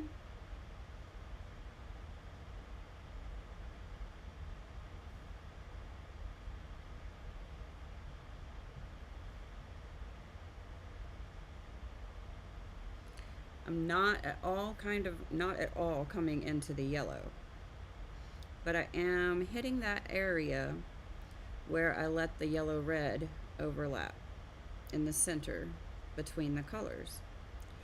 And that yellow red helps me really know where my line should stop. Match up to our little mark down here. The marks that I made with the colored pencil, as soon as we're done with the rainbow, I'm going to be able to erase those. So they won't even be there. And yes, I know that this rainbow extends well past the border here. I don't know if I'm going to hand draw in this edge or not. We'll figure it out when we get there. I might do what I did here and just trim that edge off like I did on the other one. But we'll see when we get there. We will cross that bridge when we get there, somewhere over the rainbow.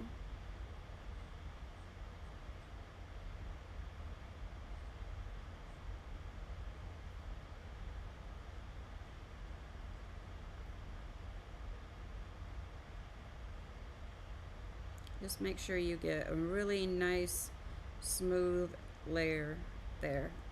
You can apply this over and over and over until you get it the way you like. It's what I love about our alcohol markers. That looks pretty.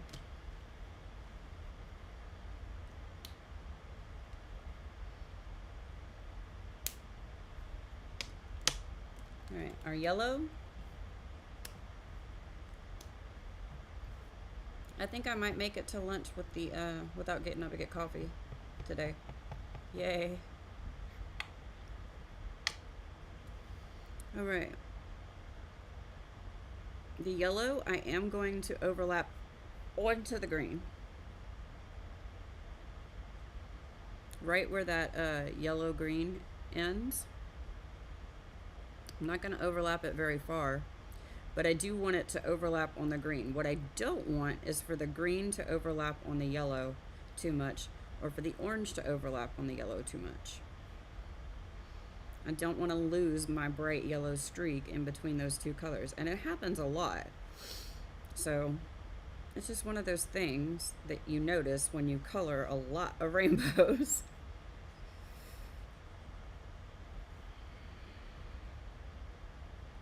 I'm going right up to the edge of the orange here.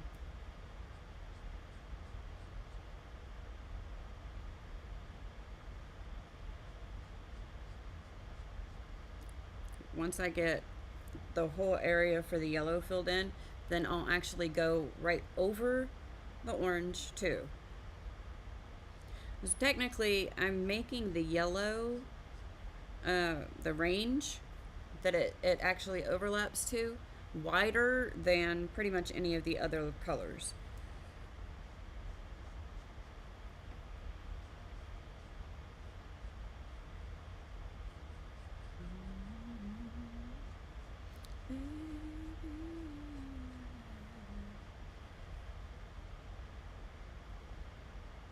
I don't want the green or the orange to bleed into the yellow.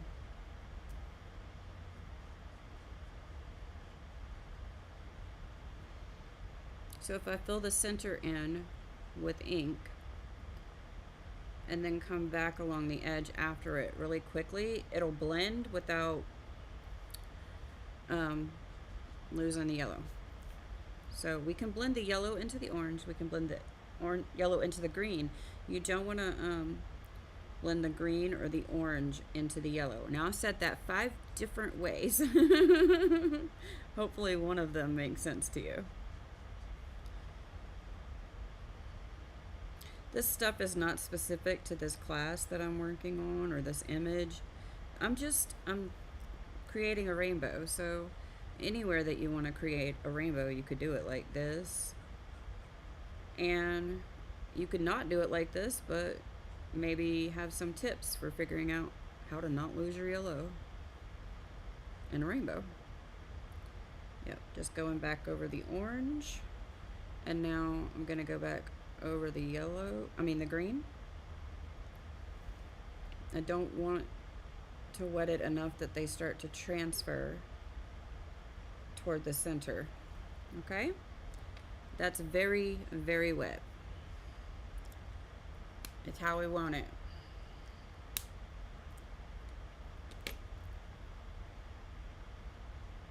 What's next? What's next? Green?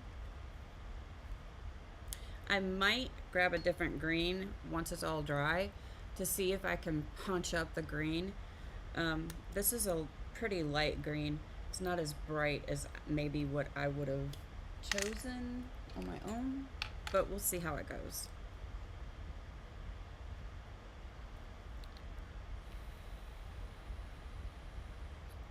All right, again, we're gonna come straight through the middle.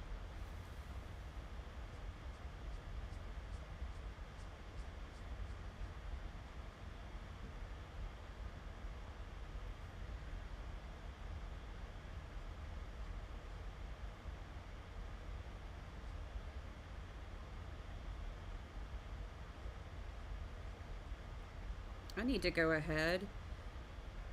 I'm just thinking out loud here. I need to go ahead and get some Copic brush nibs.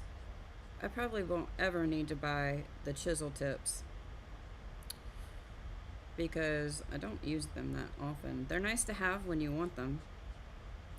Typically, I prefer to have a fine point nib on the other end of my brush markers because it helps me with fine lines. But I've gotten good enough with fine lines using the brush tip that I don't necessarily need the fine point anymore.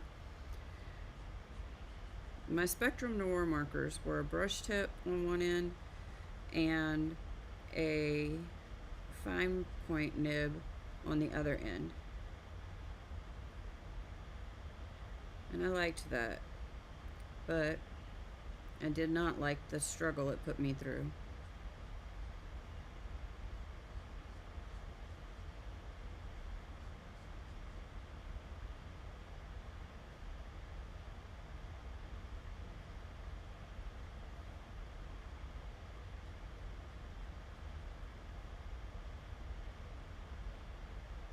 Where the yellow crossed over onto the green, I'm making sure that I get that in my green.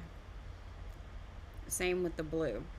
Your green, you definitely want to overlap a little bit more as far as going into the other color, but you don't want to overlap to the yellow too much, as we discussed. You do want to do that kind of with the blue, because the blue comes out quite strong. You just want to make sure that it blends. Otherwise, the blue and the purple at the bottom will end up looking like the main part of the rainbow.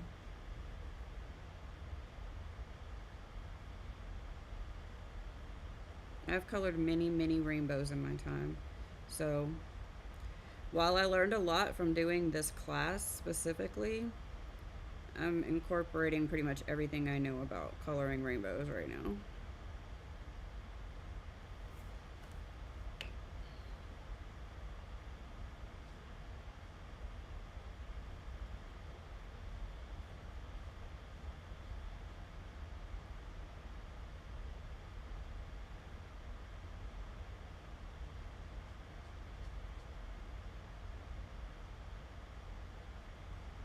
I think I've been listening to the same live news report since I sat down here without changing it, and it's just on a loop. I'm kind of tired of hearing him say the same thing over and over. It was a press conference of some sort. That shows you how much I'm paying attention, right? Based on the width of my my rainbow sections here, I think I'm gonna make the red a little bit wider. Some of this is just trial and okay, I experiment a lot. I just keep experimenting until something looks either how I want it, or if it comes out completely different than what I expected, I guess till it looks good enough to me.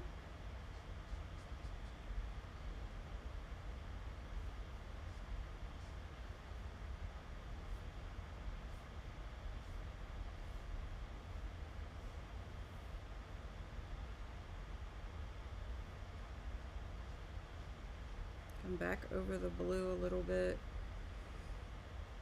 Over here.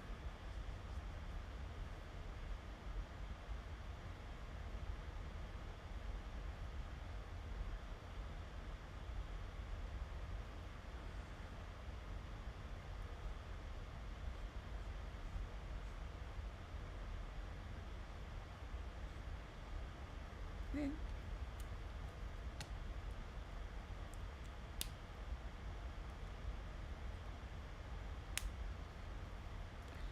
Blue, B16.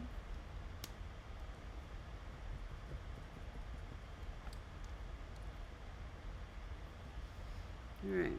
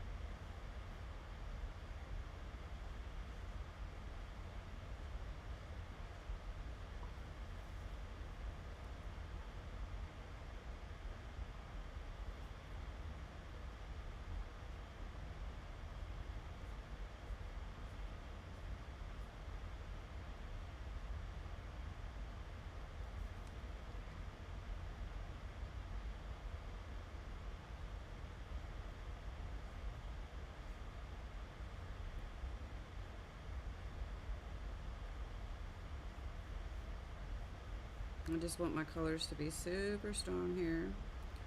But in all reality, you can't tell. I'm making the blue a little bit thinner than the other colors. Because like I said, for some reason, blue and purple will sort of overpower the other colors, and it will draw your eye to the blue and purple and make the blue and purple look a lot wider and more a prominent part of your rainbow than the other colors. So you kind of want to balance them a little bit.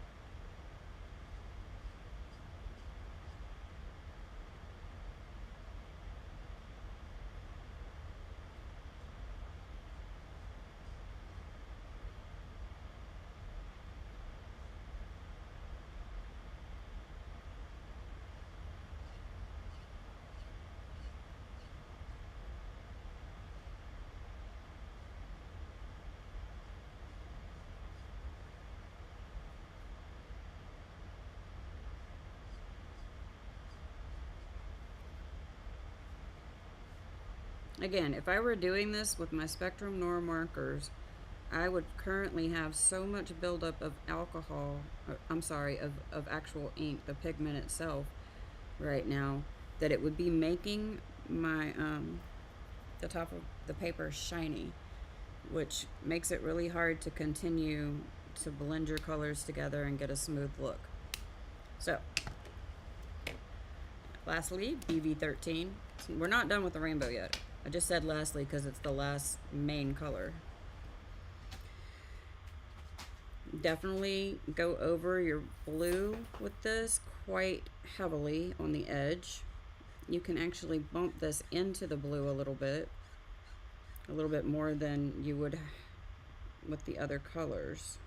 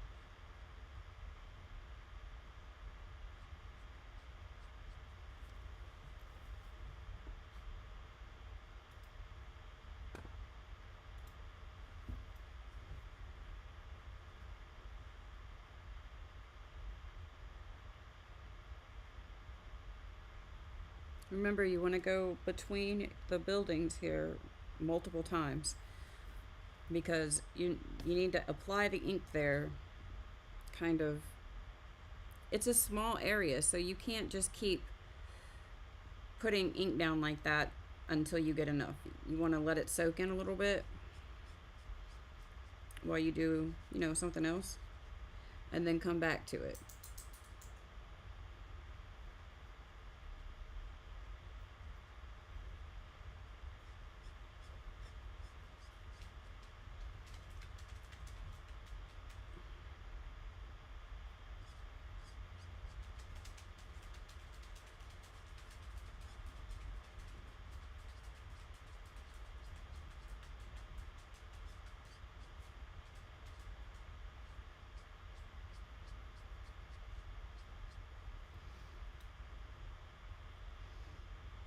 Go back in the middle of your buildings now.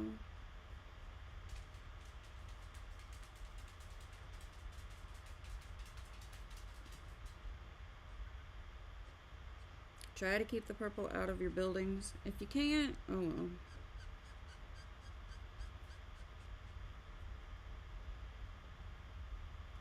Alright. Pretty good. I'm going to come back up to the red and thicken that up and fade it a little bit more.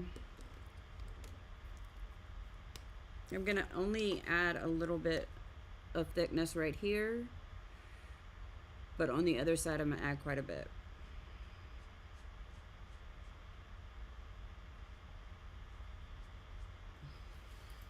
So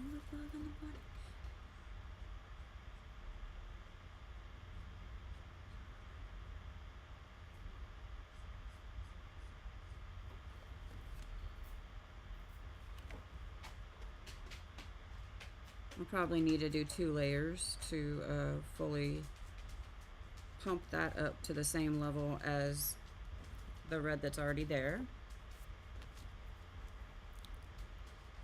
And we're gonna come thinner here, and then we're gonna get a little bit wider. There we go. There's a reason I'm doing that. I'll show you as soon as we have this down.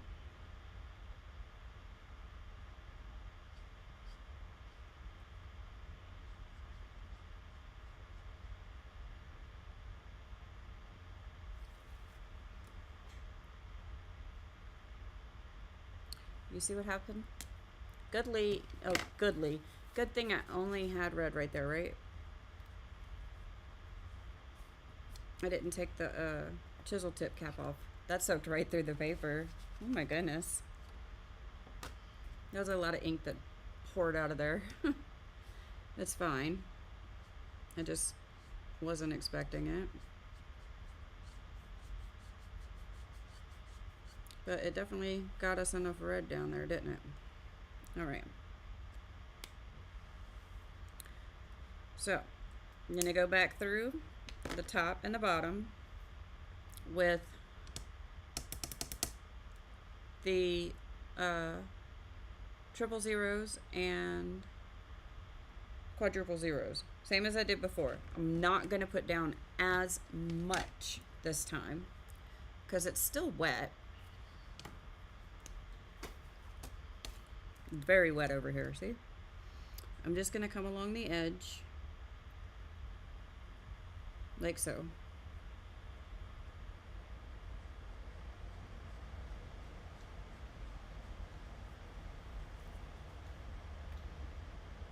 Same thing over here. Let it do its thing. While it's doing that, I'm going to go down to the bottom with V triple zero. And same situation. We don't need a lot. Mostly because I didn't add any thickness to the bottom down here, so it's already feathered pretty good.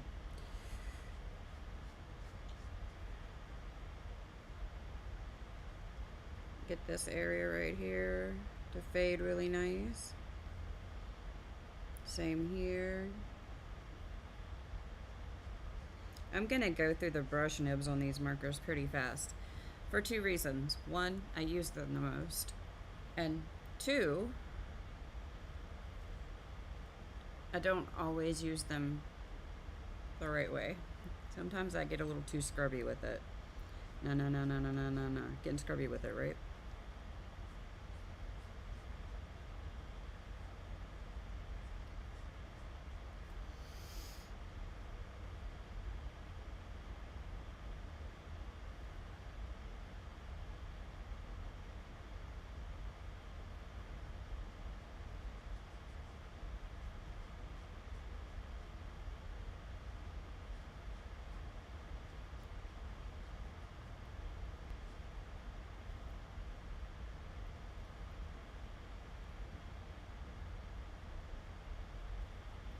Okay.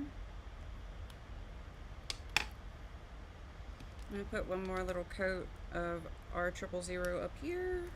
See what I'm doing? I'm just going back and forth until it looks how I want it to. My goodness, I can't believe it's almost lunchtime.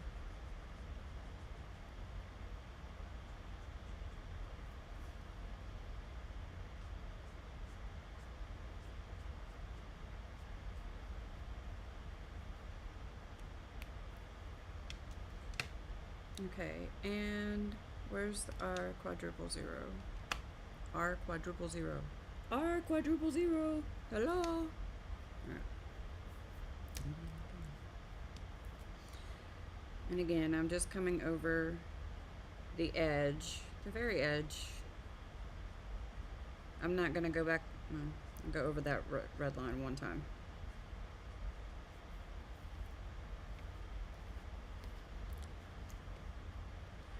All right.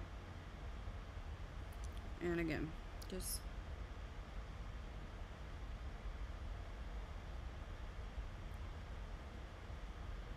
I'm looking up to see if my camera's moving a lot.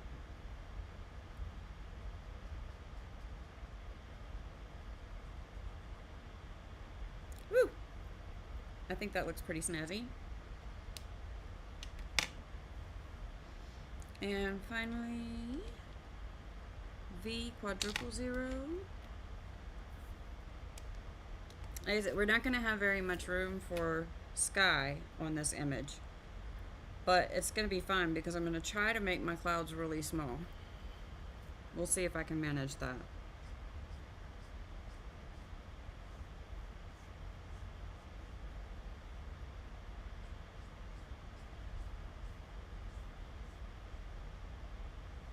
And I'm bringing this color down until it hits white paper that I haven't touched with marker yet.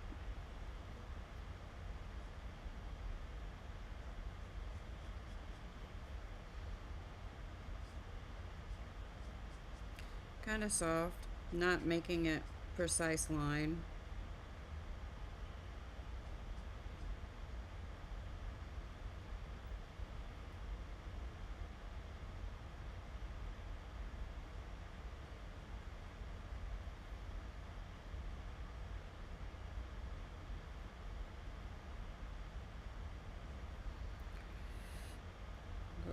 that white area I haven't touched, and the whole V area.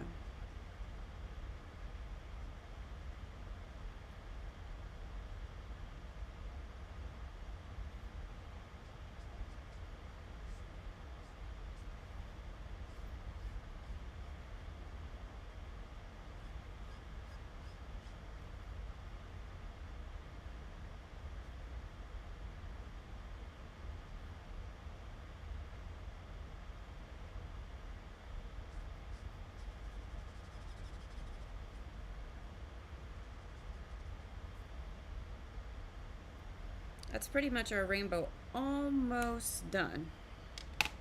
Almost.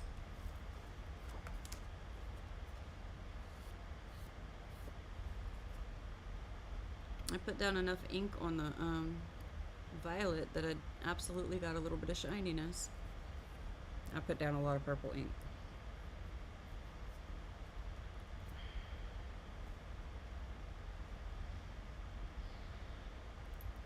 I'm trying to make a decision here.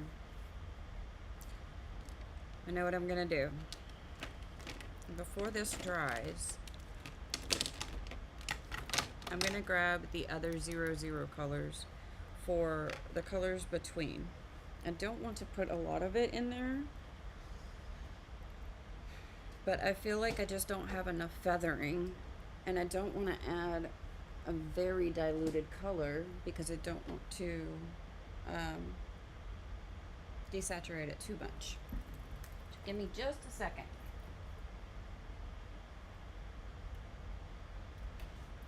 YR000.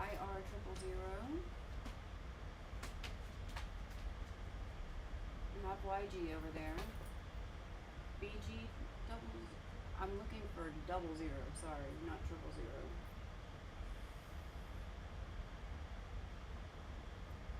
I have BG01.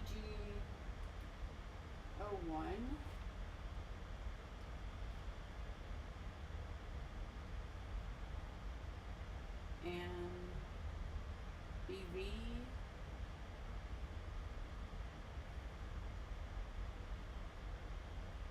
BVW0. Only these 3 colors. So the closest to almost as light as I can get. I'm going to take this between the blue and the purple, and I'm just going to kind of go up and down like this, or you could go in a little circle, either one. I just want to give it a little bit of a moment to separate there. Notice I'm not putting a lot here. I'm just blurring this line a little bit further.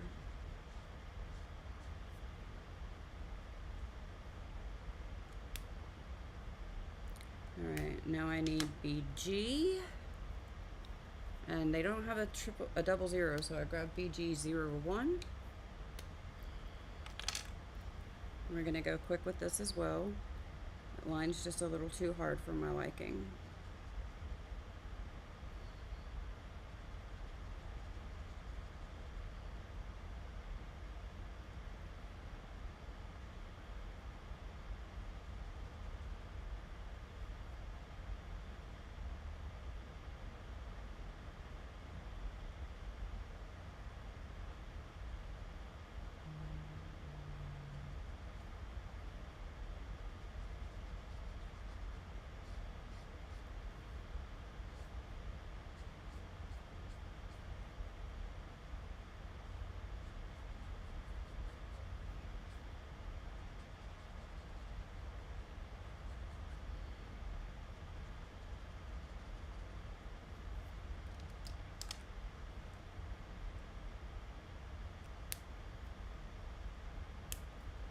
And then we've got the YG 00.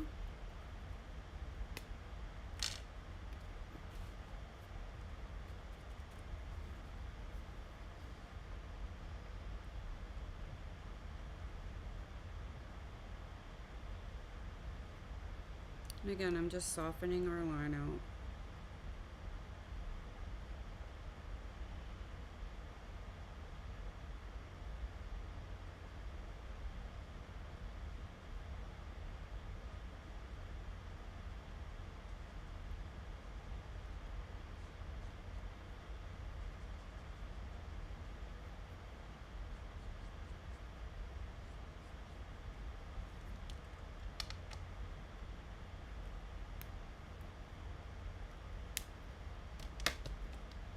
and then yellow, red, 00.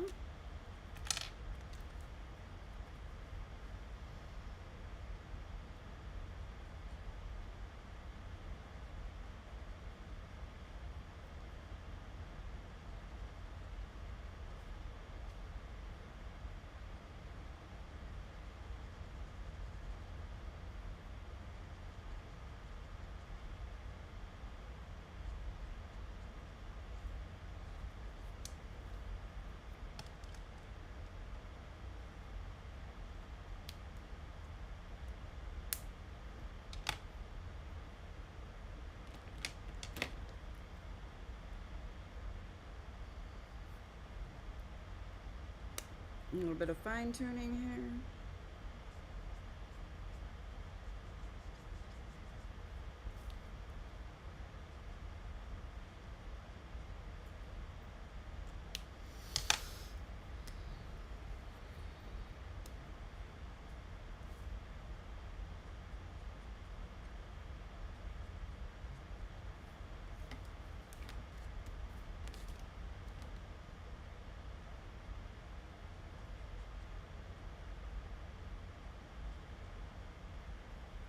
Right. That is my rainbow pretty much all finished.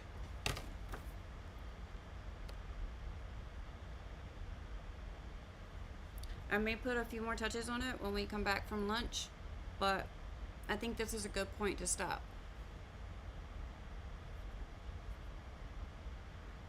I think that's a pretty decent rainbow. And let's put it up against our other marker page.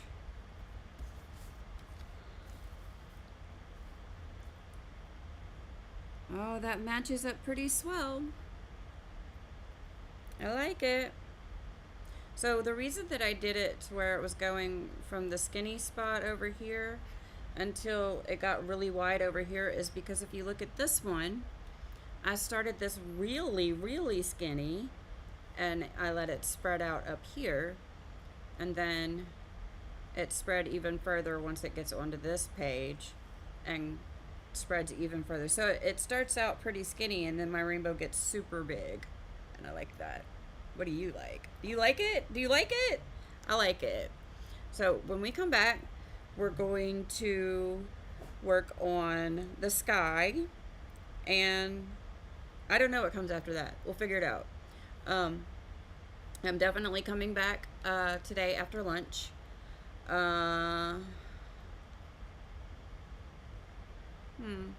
Yeah, we'll be back. I've noticed just now that my blue and my yellow don't exactly match on the rainbow, but that's okay too. I just use slightly different colors. Or it just needs to dry down more. I'm not sure which. But, okay, cool. Thanks for hanging out with me my Monday morning, and yeah, thanks for coming to Periwinkle Palace Arts. I'm Princess Bun Bun with my bun-buns, and we did art here today.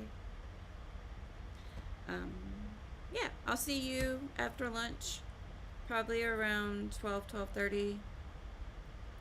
That's what I think. Thanks for hanging out. Did I say that already? Yeah. Like, subscribe, click the bell if you want.